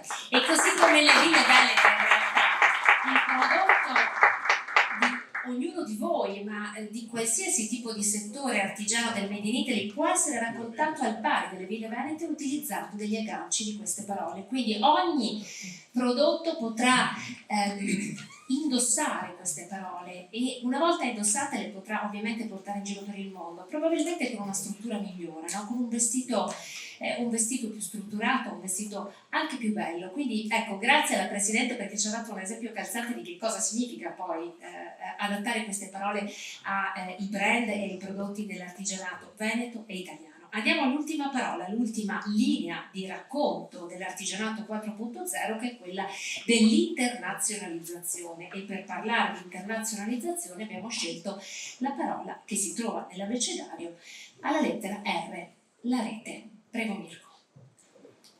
Sul finire del XIX secolo un botanico italiano di nome Giuseppe Gibelli si mise a guardare le radici delle piante col microscopio.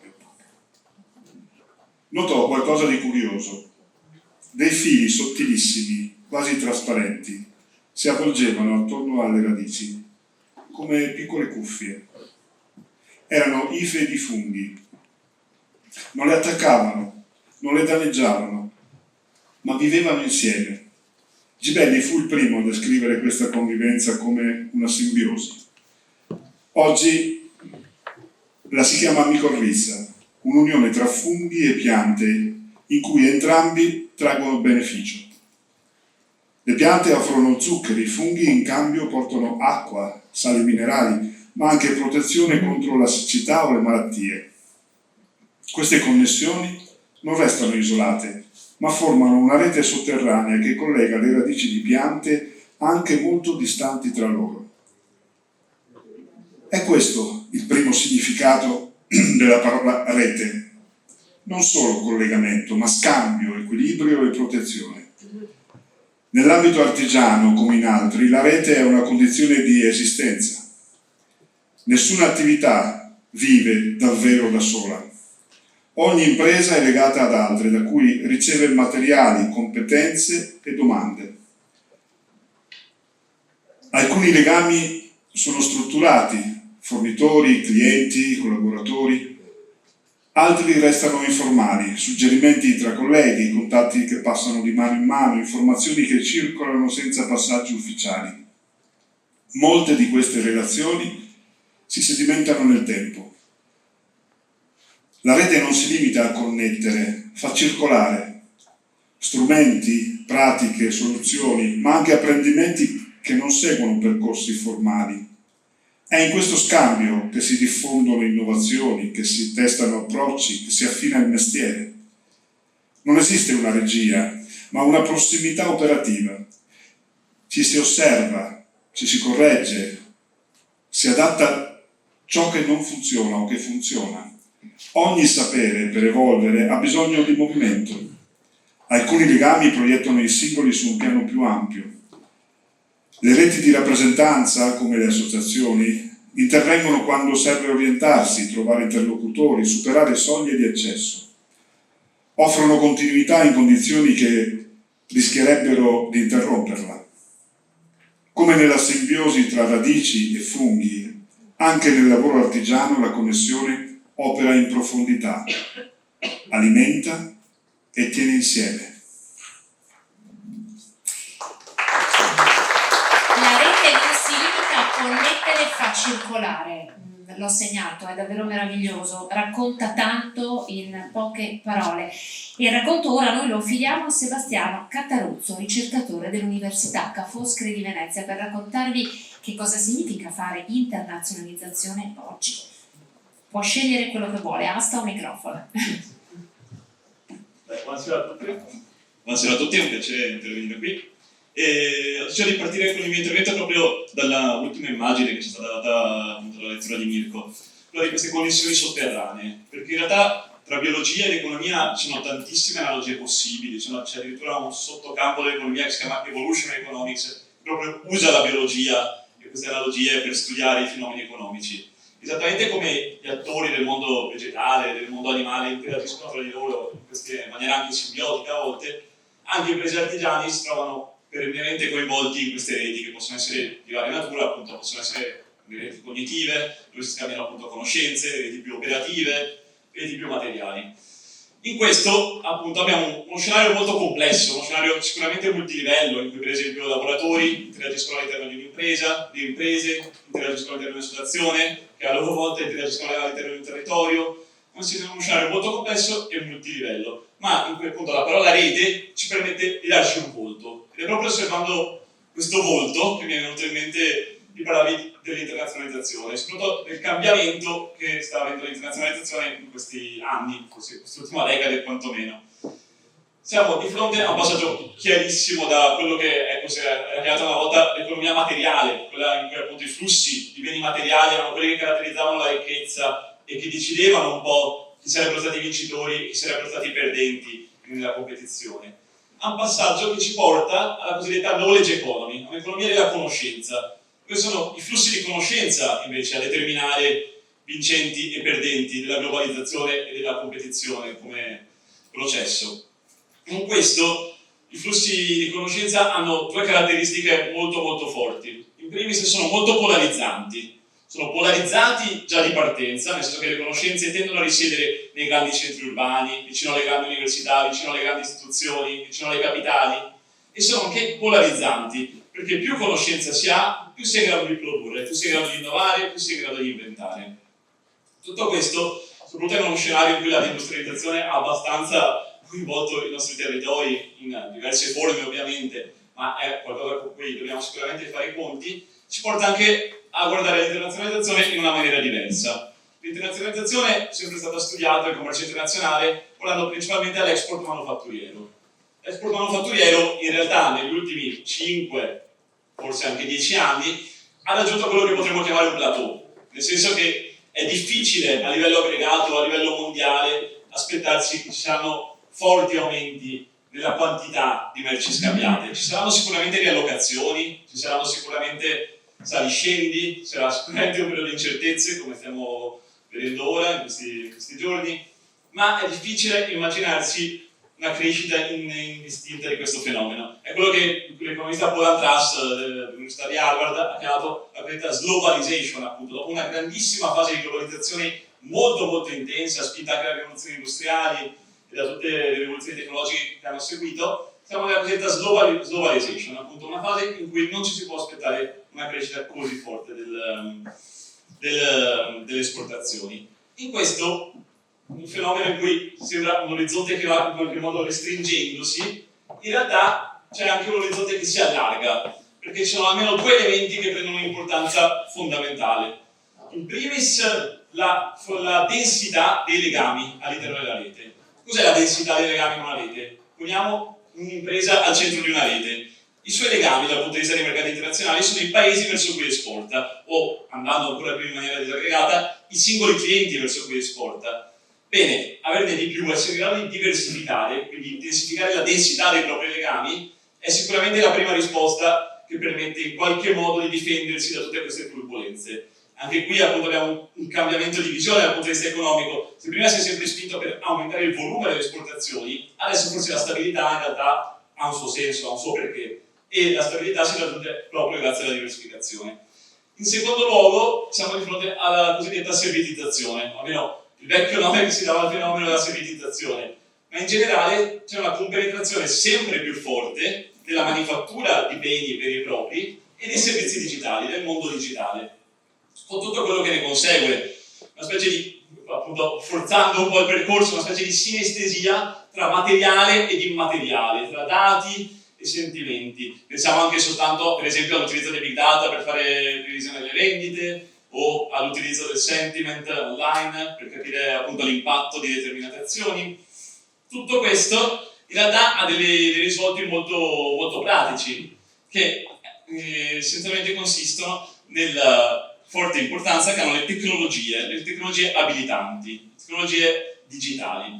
In questo, proprio per portare qualche esempio che si porta un po' più a terra nella discussione, per esempio, appunto io sono veneziano, come forse si può sentire, a Murano l'arte letteraria è fortissima, ancorata a una fortissima tradizione, appunto, che è stata in grado di costruire su conoscenze accumulate nel tempo, è stata anche in grado di portarsi avanti, per esempio utilizzando la realtà virtuale, che permette attraverso applicazioni specifiche che si possono installare nei propri telefoni di visualizzare come appare per esempio un lampadario di Murano, un vaso in vetro di Murano nelle proprie case.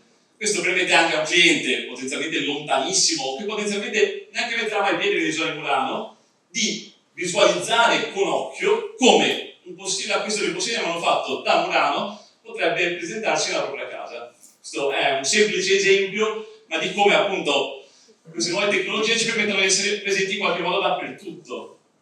E da un lato questo ovviamente ci porta dei grandi vantaggi, da un lato ci porta anche la competizione globale, appunto, perché ci troviamo a fronteggiare attori da tutto il mondo. Quindi proprio l'uso di queste tecnologie nella maniera più appropriata possibile è ciò che ci può permettere di distinguerci e di caratterizzare i nostri prodotti in qualche modo. In che modo? Sicuramente si tratta di tecnologie molto specifiche dal punto di vista settoriale, che non si può immaginare che ci siano tecnologie panacea che vanno bene per tutte le imprese che operano in tutti i settori.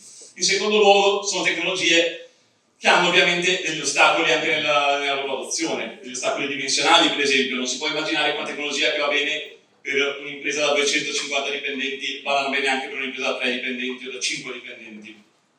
Tutti questi elementi sono elementi che fanno sì che ci debba essere una continua interazione appunto tra i vari livelli, ma soprattutto tra le imprese e i territori. In quanto appunto parte di una rete non possiamo considerarci individui, dobbiamo considerarci incorporati nei nostri territori. I territori devono supportarci e noi dobbiamo cercare di fare rete e supportare possibilmente a nostra volta i territori. Volendo ricordare un esempio un po' démodé, diciamo, della storia della manifattura italiana, mi vengono in mente i distretti industriali.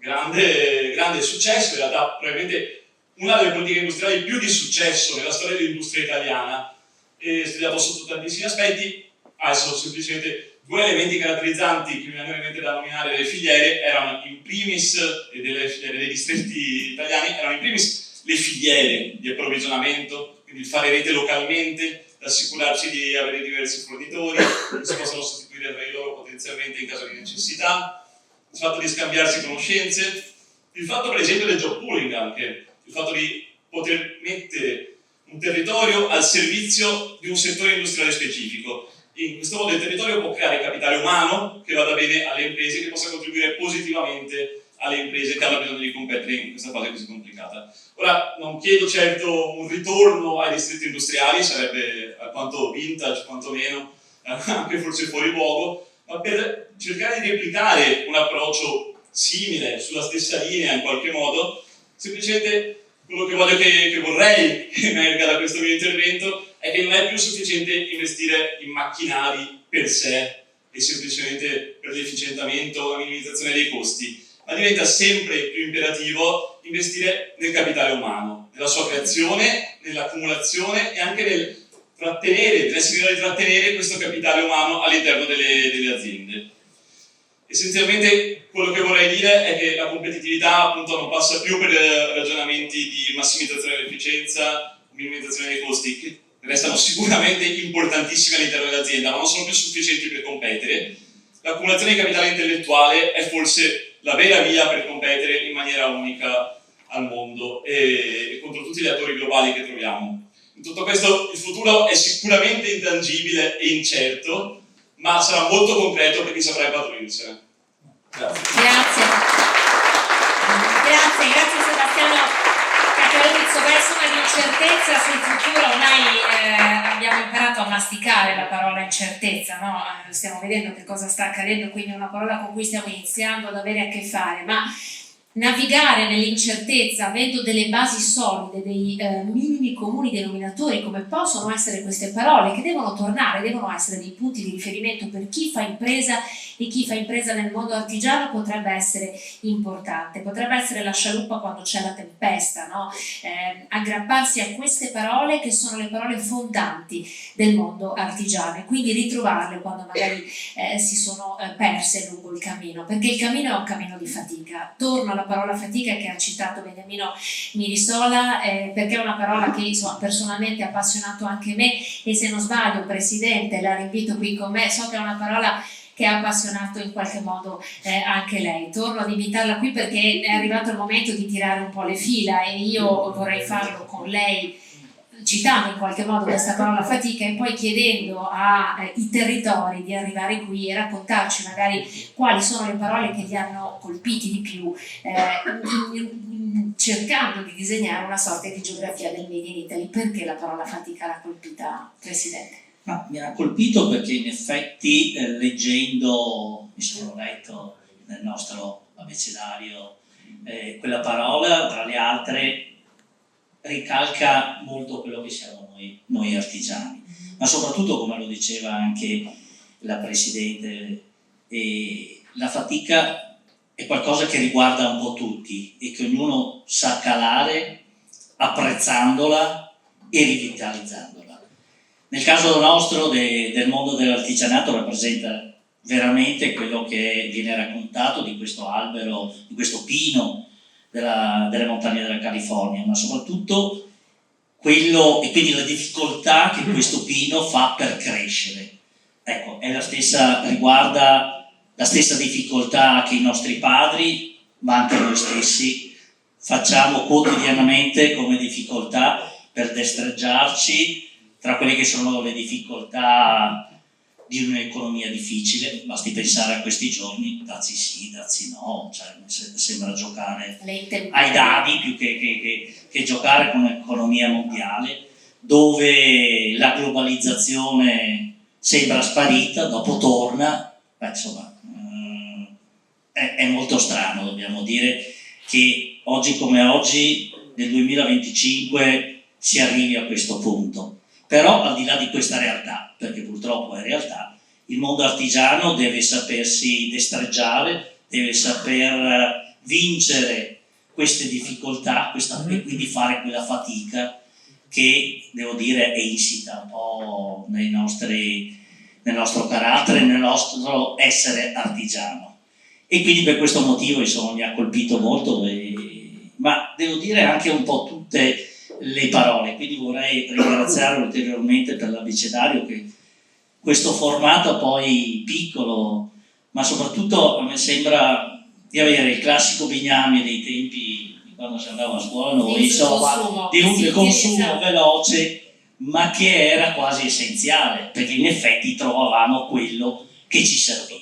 Ecco, con questo senso significato io vorrei ringraziare tutti i relatori, ringraziare ancora Tiziana, Eddie e Alvise, ma soprattutto ringraziare anche il nostro presidente nazionale, perché ha creduto su questo progetto, e sono convinto che questo progetto parte dal Veneto ma raggiungerà tutte le province e le regioni, perché è un aspetto dove l'artigiano con la cultura vuole guardare avanti, quindi non è solamente il classico ciabattino, dico io, e quindi la cultura un po' vecchia dell'essere artigiano, ma l'artigiano come nuova cultura e un lavoro che deve attirare i giovani. Ecco, io penso che questo cambio in maniera diversa, io penso che quindi il valore dobbiamo guardare anche sotto l'aspetto dei giovani che devono partire dai banchi della scuola per sapere i significati, per apprezzarli, e quindi non è solamente andare a lavorare in qualche grossa azienda, ma è fare l'artigiano, collaborare in un'impresa artigiana, diventare artigiano e quindi insomma avere quel valore aggiunto che il nostro Veneto ha per la sua stragrande maggioranza, ma che soprattutto questo abecedario e questa giornata vuole esprimere in tutti i modi. Che poi tra l'altro sono giovani, se notate, che hanno proprio voglia di riscoprire questa autenticità, cioè questo trend incredibile che ci racconta giovani un po' diversi, no? Che hanno bisogno di riscoprire questa autenticità e scelgono anche altre tipologie di lavoro che riportano al lavoro artigiano, però magari con le nuove tecnologie, aiutando loro a sviluppare nuove competenze e quindi ad applicare la creatività, poi insomma gli strumenti che abbiamo, che fortunatamente il progresso ci ha consegnato. Facciamo un po' la geografia, Presidente, siamo in chiusura del Made in Italy, però ci piaceva l'idea di dare la parola ai territori affinché potessero in qualche modo un po' raccontarci il loro Made in Italy, su quali sono i punti di forza e quali sono i punti su cui insomma magari si può lavorare per farlo tutti insieme. Allora io vado rigorosamente in ordine alfabetico. Loris Bagliana, prego. Confartigianato Imprese Marche Trevigiana, buongiorno, grazie. Io so che lei l'ha spulciato l'abecedario, ha voglia di leggerci qualcosa rispetto alle riflessioni che ha fatto. Diamo davvero brevemente la parola a tutti voi perché insomma il Made in Italy ovviamente è territorio ed è il racconto anche di un territorio. Devo dire che sono particolarmente emozionato perché io lavoro con le parole, quindi questo è il mio mestiere e l'ho mantenuto artigiano, battagliando anche con l'INPS. Quindi ho fatto 7 anni di battaglie legali perché chi lavora con le parole e poi con le immagini, quindi usa le mani, possa definirsi artigiano. Quindi sono particolarmente emozionato che la mia associazione oggi comincia un'era nuova, davvero, perché oggi non abbiamo sentito retorica, abbiamo sentito profumo di quello che verrà, profumo di futuro. Sarà questo? Non sarà questo? Però questa è la strada che noi dobbiamo iniziare. Se mi consentite, io volevo leggere tanta roba, ma mi hanno detto che è giusto. la quantità è quella giusta. La quantità è quella, in caso io la stoppo, io sono qui come un sergente, Presidente. Bene, per descrivere il Made in Italy della marca trevigiana si guarda al mondo delle calzature, dell'abbigliamento, dell'arredamento. Questi sono i simboli di eccellenza nello specifico campo. Negli ultimi anni ognuno di questi settori ha attraversato una serie di metamorfosi. In alcuni casi le nostre imprese hanno saputo rispondere con prontezza e creatività straordinarie. In altri casi la via della delocalizzazione, che noi la conosciamo molto bene, si è mostrata come la strada maestra per mantenere competitività. Il genius loci di queste aziende, delle nostre aziende, è la capacità di fare sintesi delle soft skills generate dalle competenze diffuse. Quindi l'abbiamo detto in maniera così chiara che è assolutamente, dimostra che è assolutamente condivisibile. La cultura del lavoro come spirito imprenditoriale, doti che appartengono a chi guida l'azienda, ma anche a chi vi lavora, con il gusto del bello, della fiabilità, del ruolo sociale delle imprese, che l'abbiamo intravisto anche oggi. L'uso di materiali trasversali, all'avanguardia di scelte estetiche, ma anche una dichiarazione di intenti, una responsabilità verso la funzionalità e la sostenibilità, abbiamo detto in maniera strachiara, perizia di fondere la materialità del prodotto con elementi immateriali, come il design coniugato sull'esperienza del consumatore, anticipando l'attuale marketing esperienziale. Non si parla che di questo oggi, noi l'abbiamo sperimentato, sono già molti anni che lo stiamo sperimentando. A produrre ormai siamo in grado tutti, quello che ci distingue è la capacità davanti a un problema di trovare la soluzione. E questa è una parola che non abbiamo scritto, però tu l'hai citata, Presidente, un paio di volte, l'ho sentita dai relatori. Questa è l'estrema capacità che hanno gli artigiani. Se c'è un problema, l'artigiano trova la soluzione, qualsiasi essa sia, ma trova la soluzione. Alla fine il prodotto esce come deve uscire. Questa è ad una necessità di mercato. Io come lo risolvo? Prima è molto meglio degli altri, senza cedere tecnologia, che l'abbiamo detto in maniera chiara, non banalizzando come facciamo a volte a ogni nuova intuizione. Noi siamo detti, sì, vabbè, insomma, è una roba normale. No, non è normale. Brevetto.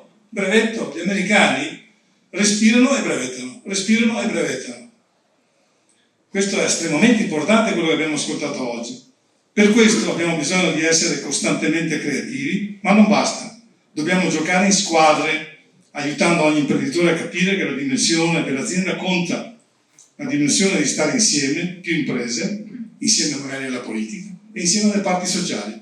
Grazie davvero Presidente per quello che ho ascoltato. Grazie a lei, grazie mille. Allora noi adesso andiamo a Vicenza con il Presidente Gianluca Caviona. Eccoci. So che si è preparato anche lei, Presidente. Buonasera.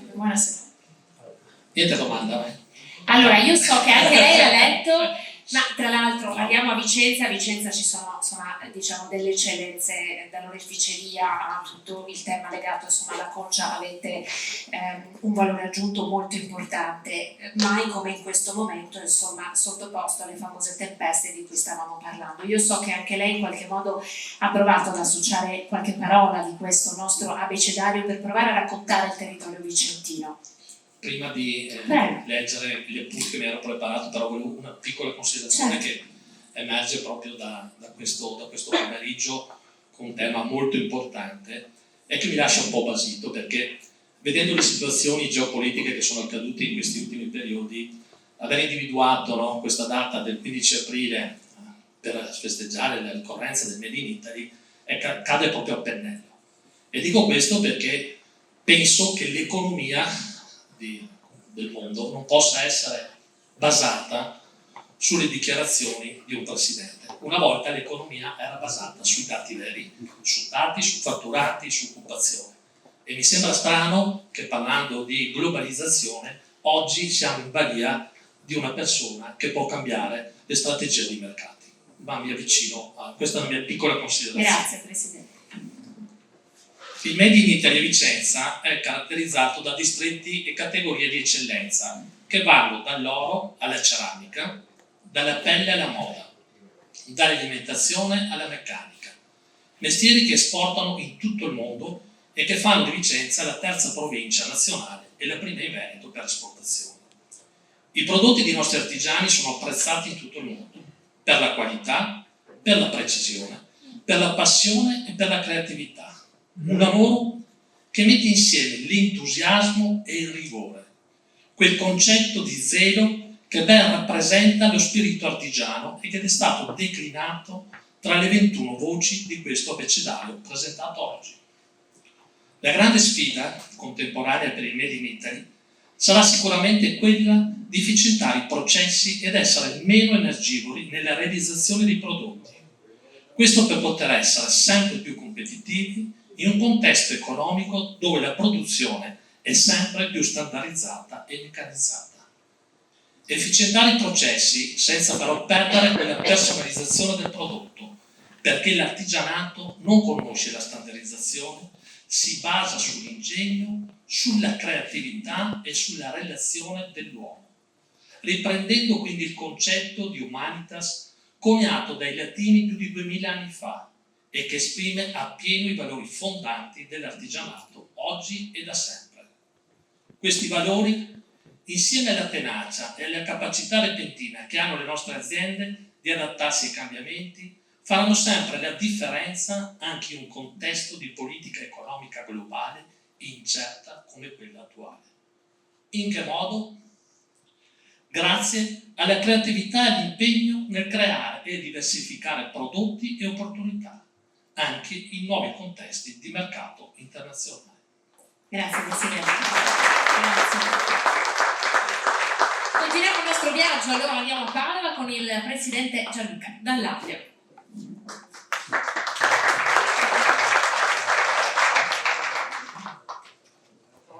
Prego Presidente. Buonasera a tutti, grazie Roberto per l'opportunità che ci ha dato, grazie al direttore Pettenuzzo per l'organizzazione. Però guarda, io ci tengo a leggere l'intervento che mi ha preparato e ringrazio per questo la dottoressa Silvia Bedulli, ci tengo a leggerlo perché all'interno, chi avesse voglia di ascoltare, troverà alcune parole che abbiamo sentito oggi. Parlare di Made in Italy nel territorio padovano significa raccontare una storia di eccellenza, ma anche di grande consapevolezza rispetto alle sfide che abbiamo davanti. Il nostro punto di forza più grande è la qualità del saper fare, un patrimonio che nasce da una cultura del lavoro tramandata nel tempo, ma che non si è mai chiusa su se stessa. Al contrario, l'artigianato padovano è curioso, aperto e in costante dialogo con il cambiamento. E non è un caso che tutto questo avvenga in un territorio che ospita una delle università più antiche e prestigiose del mondo. L'approccio al sapere, alla ricerca, all'innovazione è lo stesso nelle aule universitarie come nelle botteghe e nelle imprese. È questo legame tra cultura e azienda che arricchisce il nostro Made in Italy.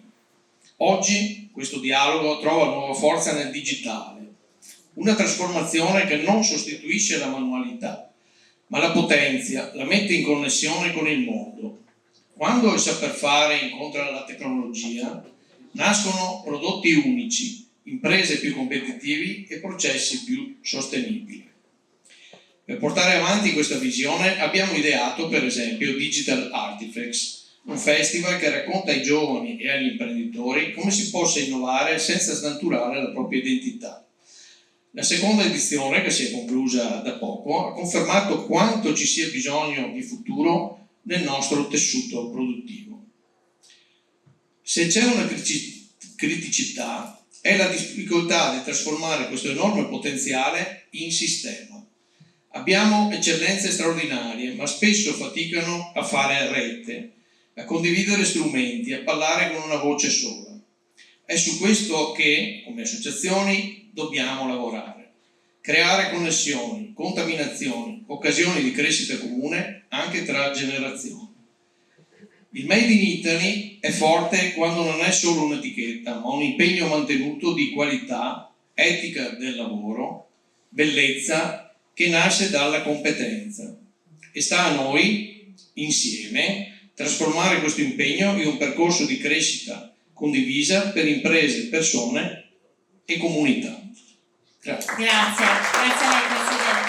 Grazie. meraviglioso che ci ospita con Siro Martin, presidente di Confartigianato Imprese Città Metropolitana di Venezia. Grazie a lei. Grazie per l'invito, grazie per la manifestazione, ma procedo subito anch'io alla lettura come i miei presidenti che mi hanno anticipato. La parola che c'era stata assegnata è quintessenza e su questa noi abbiamo elaborato questo testo. Se l'artigianato è la quintessenza del Made in Italy, Venezia è di certo la quintessenza dell'artigianato. Qui abbiamo creato le perle veneziane ed il vetro di Murano. Qui abbiamo imparato a trasformare le sete più preziose. Qui, nella piccola isola di Murano, tradizioni secolari di pesca e quindi di trasformazione poi e dell'elaborazione e della riparazione delle reti ha saputo evolversi per produrre i merletti più famosi al mondo.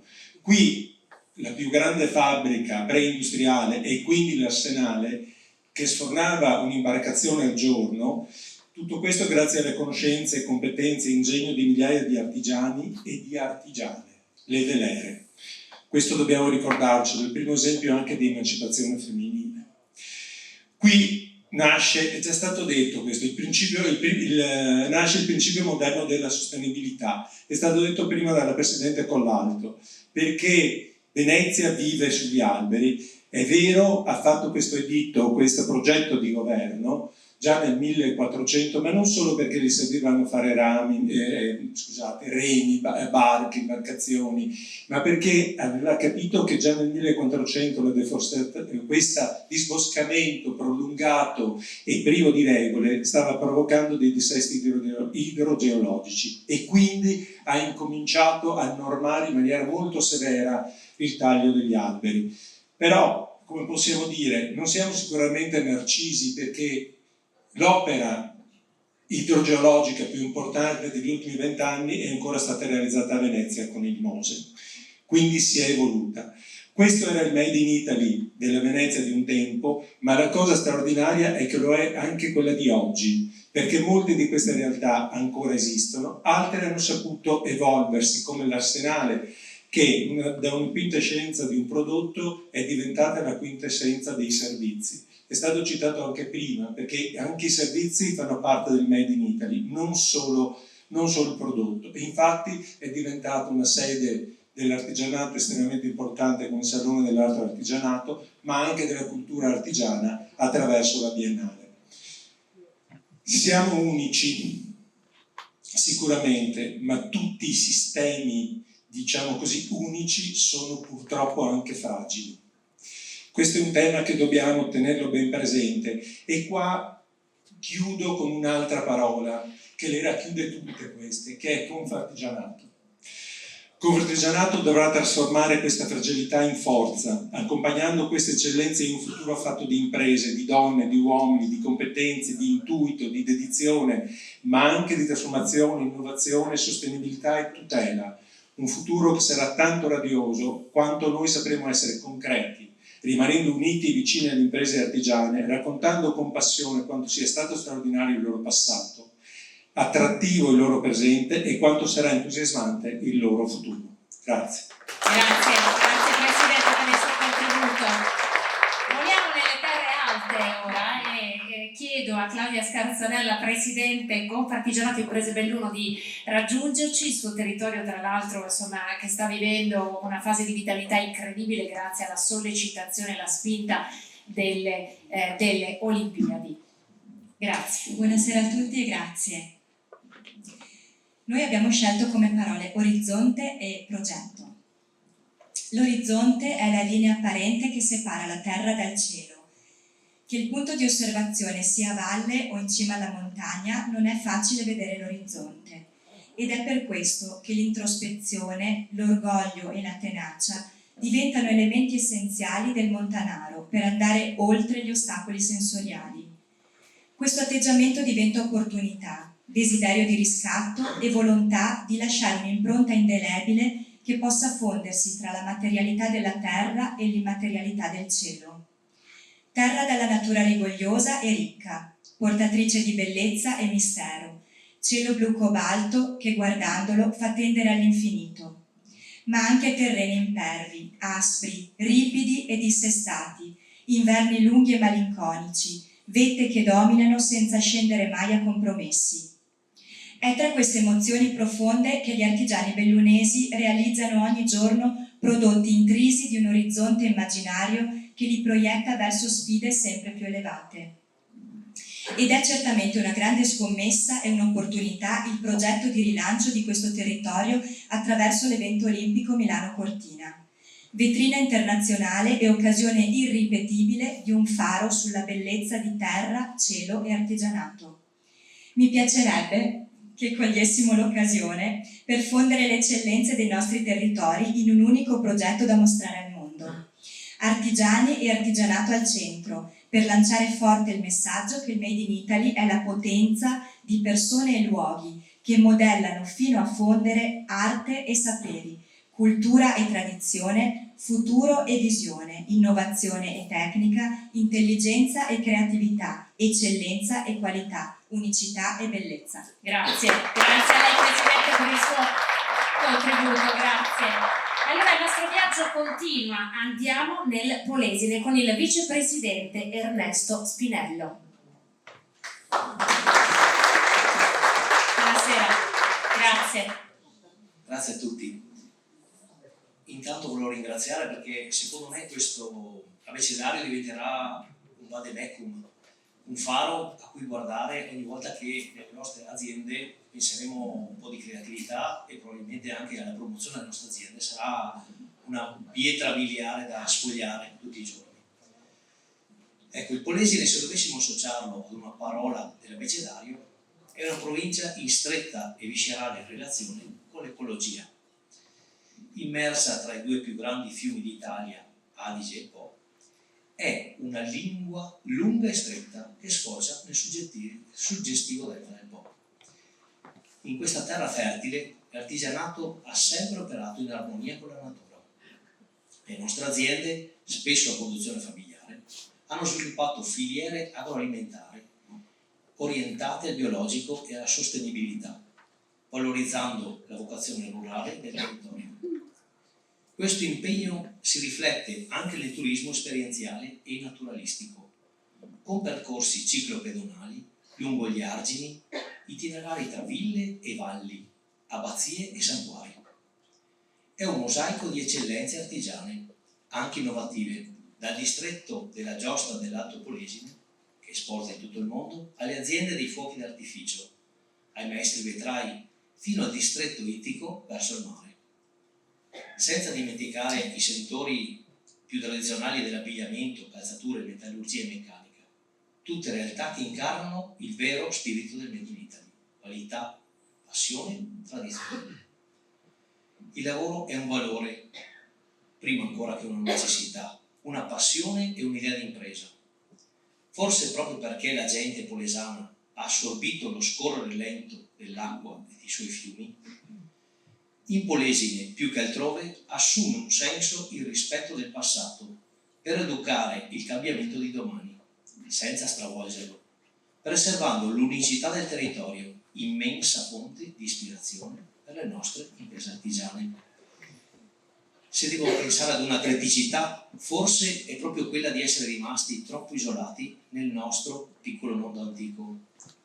Restiamo ancora, all'interno del Veneto, una provincia marginale, su cui la politica ha investito molti fondi e qualche volta forse senza focalizzare appieno quale idea di sviluppo perseguire per questo territorio, senza programmare un progetto unitario di rilancio. Eppure noi, all'interno di questo Veneto, così industrializzato e trainante, siamo i più allineati e dentro quel pensiero ecosostenibile ed ecologista che guida tutte le azioni e tutte le misure di questa Europa e rappresentiamo la vera economia di prossimità a cui tutti ora si appellano e richiamano per il suo valore di resilienza, di sviluppo sostenibile e di transizione. Il Polesine deve oggi orientare ogni azione, ogni finanziamento, ogni investimento nella sua vera vocazione, che è quella di preservare il suo legame con la natura e da essa trovare nuova linfa per caratterizzarsi come economia diversa dalle altre province e altrettanto performante. Grazie. Voi avete scelto la parola ecologia, non risuona in qualche modo la parola ecologia. Andiamo a Verona, ovviamente ci manca la meravigliosa Verona, con il presidente Confartigianato Imprese Verona, Devis Zenari. A lei la chiusura di questo viaggio. Grazie mille, grazie a tutti. Io ho scelto una parola che accomuna Verona, cioè vedo una città di cultura, una città di storia, una città di lavoro, però questa parola, nobilitazione, può essere usata a 360 gradi. È una parola veramente importante ed è una parola in cui non tocca solo Verona, ma tocca tutta la regione Veneto e oltre. Buongiorno a tutte e a tutti. È un onore essere qui oggi, in occasione della giornata nazionale del Made in Italy, per celebrare non solo un marchio riconosciuto in tutto il mondo, ma una cultura del fare. Una cultura che affonda le sue radici nella storia, nella creatività, nel talento degli italiani. Il mondo artigiano è il cuore pulsante di questo sistema. È lì che la materia prende forma. È lì che si trasforma e attraverso il sapere, la passione e l'esperienza viene nobilitata. Proprio così, nobilitazione. Questa è forse la parola che più rappresenta la missione profonda dell'artigianato italiano. Nobilitare significa dare valore, dignità, identità a ciò che si crea. Non parliamo solo di lavorazioni raffinate o di prodotti eccellenti, parliamo di qualcosa di più profondo, una nobilitazione culturale che coinvolge i territori, le tradizioni e le comunità. In ogni bottega, in ogni laboratorio, in ogni officina o salone si compie un gesto antico e modernissimo allo stesso tempo. Si prende ciò che è semplice, una materia, un'idea, un sapere tramandato, e lo si trasforma in qualcosa di unico, che parla di noi, dell'Italia, del nostro saper fare.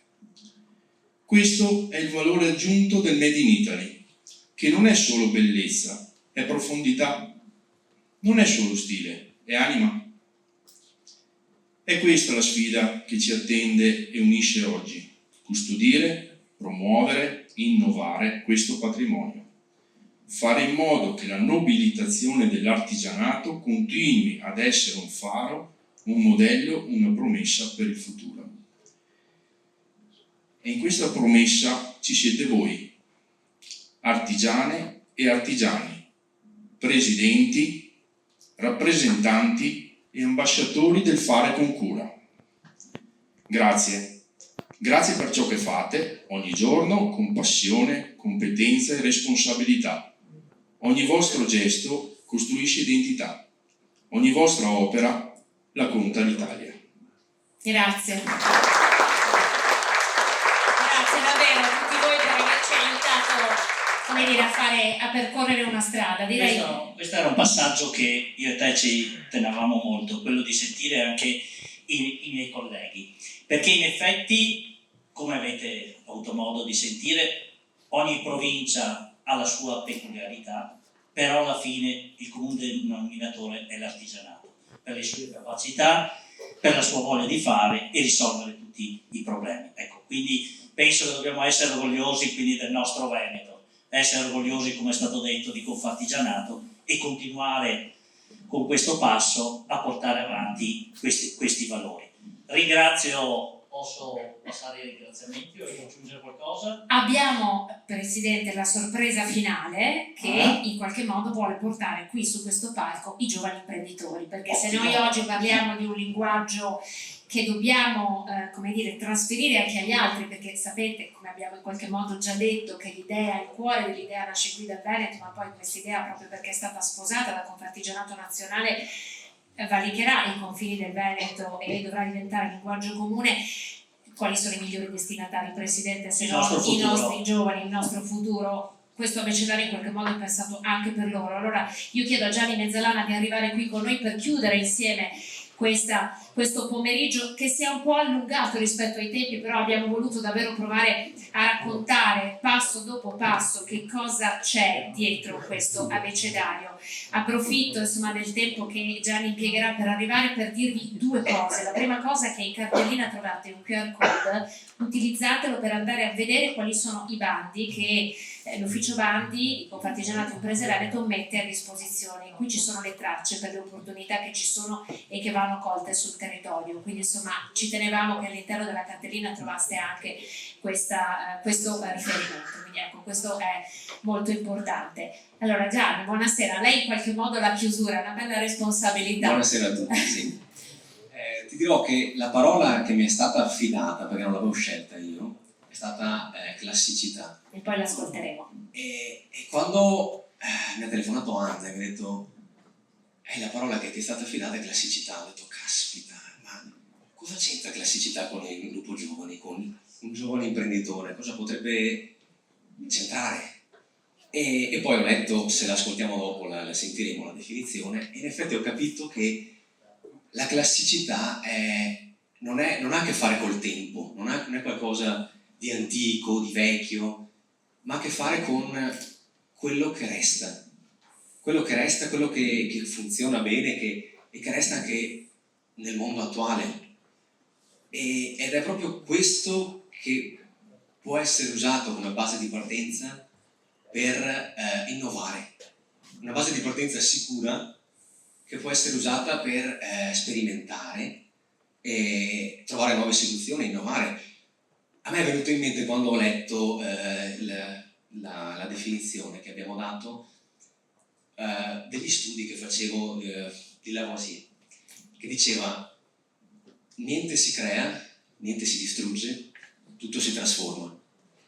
Effettivamente tutte le creazioni artigianali in questo caso non vengono mai da un'idea a sé stante, ma vengono appunto da una base di partenza, dalle nostre radici, dalla storia, dal nostro sapere, e poi si sviluppano e portano nuove tecnologie, nuovo valore aggiunto.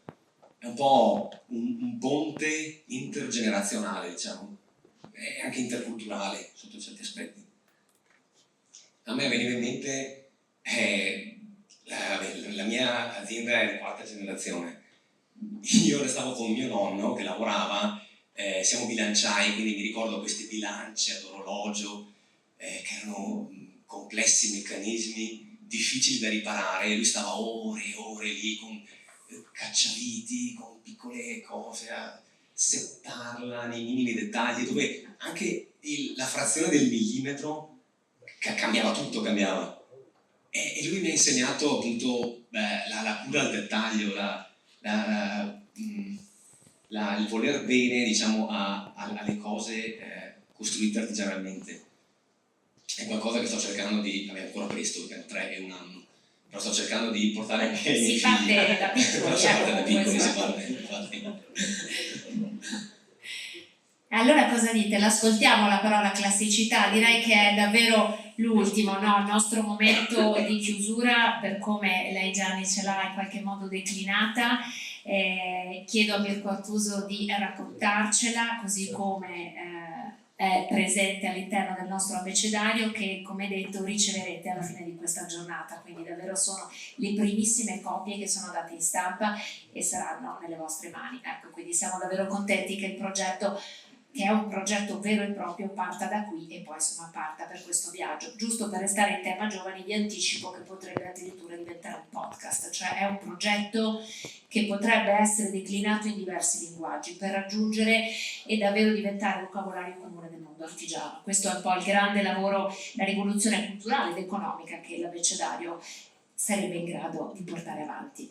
Volevo solo aggiungere una cosa, che la classicità mi era stata sapientemente assegnata da Roberto Boschetto, che la vedeva lunga, rispetto a come l'avevo immaginata io inizialmente. Grazie ovviamente al Presidente Gianni Martellano, grazie al Presidente Roberto Boschetto, grazie a voi per essere stati con noi. Ovviamente chiudiamo, poi a seguire ci sarà un momento di convivialità insieme, però chiudiamo ascoltando insieme la parola classicità. Buon ascolto a tutti voi e grazie per essere stati con noi questo pomeriggio. Nella raccolta di saggi dal titolo Perché leggere i classici, uscita postuma nel 1991, Italo Calvino propose 14 definizioni di classico. La più celebre recita: un classico è un libro che non ha mai finito di dire quel che ha da dire.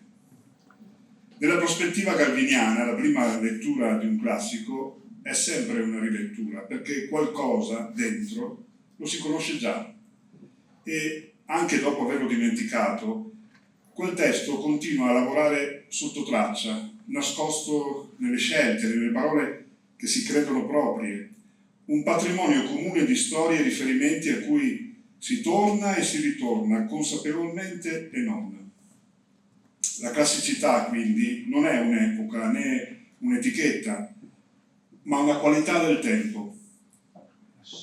È ciò che non si consuma nell'uso, ma che nell'uso si affina. Nella cultura materiale essa ha una forma ben riconoscibile. Alcuni oggetti continuano a circolare, a essere ripresi, adattati, corretti, senza mai diventare obsoleti. Una maniglia, una tomaia, un'etichetta tipografica, una struttura muraria, se attraversano epoche diverse restando leggibili, è perché contengono margini di trasformazione. La loro forma non è rigida, ma capace di assorbire variazioni e interpretazioni. Pensare la classicità come fedeltà a un modello definito una volta per tutte sarebbe infatti una visione costrittiva. Più aderente all'esperienza reale è intenderla invece come la possibilità di rimettere mano a ciò che funziona, senza doverlo rifare da capo ogni volta. Ciò che resta nel tempo, infatti, non è ciò che resiste a tutto, ma ciò che riesce a parlare in nuovi contesti, a nuovi pubblici. È questa capacità a definire la classicità del Made in Italy. Riformulare un classico significa confrontarsi con una doppia esigenza: inserirsi nel presente e allo stesso tempo mantenere leggibile la struttura originaria. Un oggetto classico non viene aggiornato per aderire a una tendenza, ma per verificare se la sua forma può ancora produrre senso in un contesto diverso.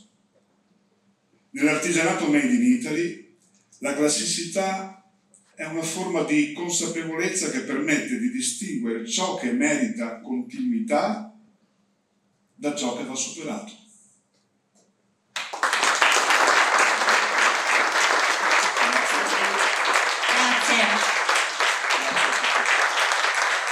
Il 15 aprile celebriamo la giornata nazionale del Made in Italy, con centinaia di eventi in tutto il paese. Un inno al saper fare, all'intelligenza delle mani, un tributo alle eccellenze italiane, alle imprese che con ingegno e innovazione rappresentano l'orgoglio italiano e contribuiscono ad affermare la nostra identità nel mondo. 15 aprile, giornata nazionale del Made in Italy, orgoglio italiano.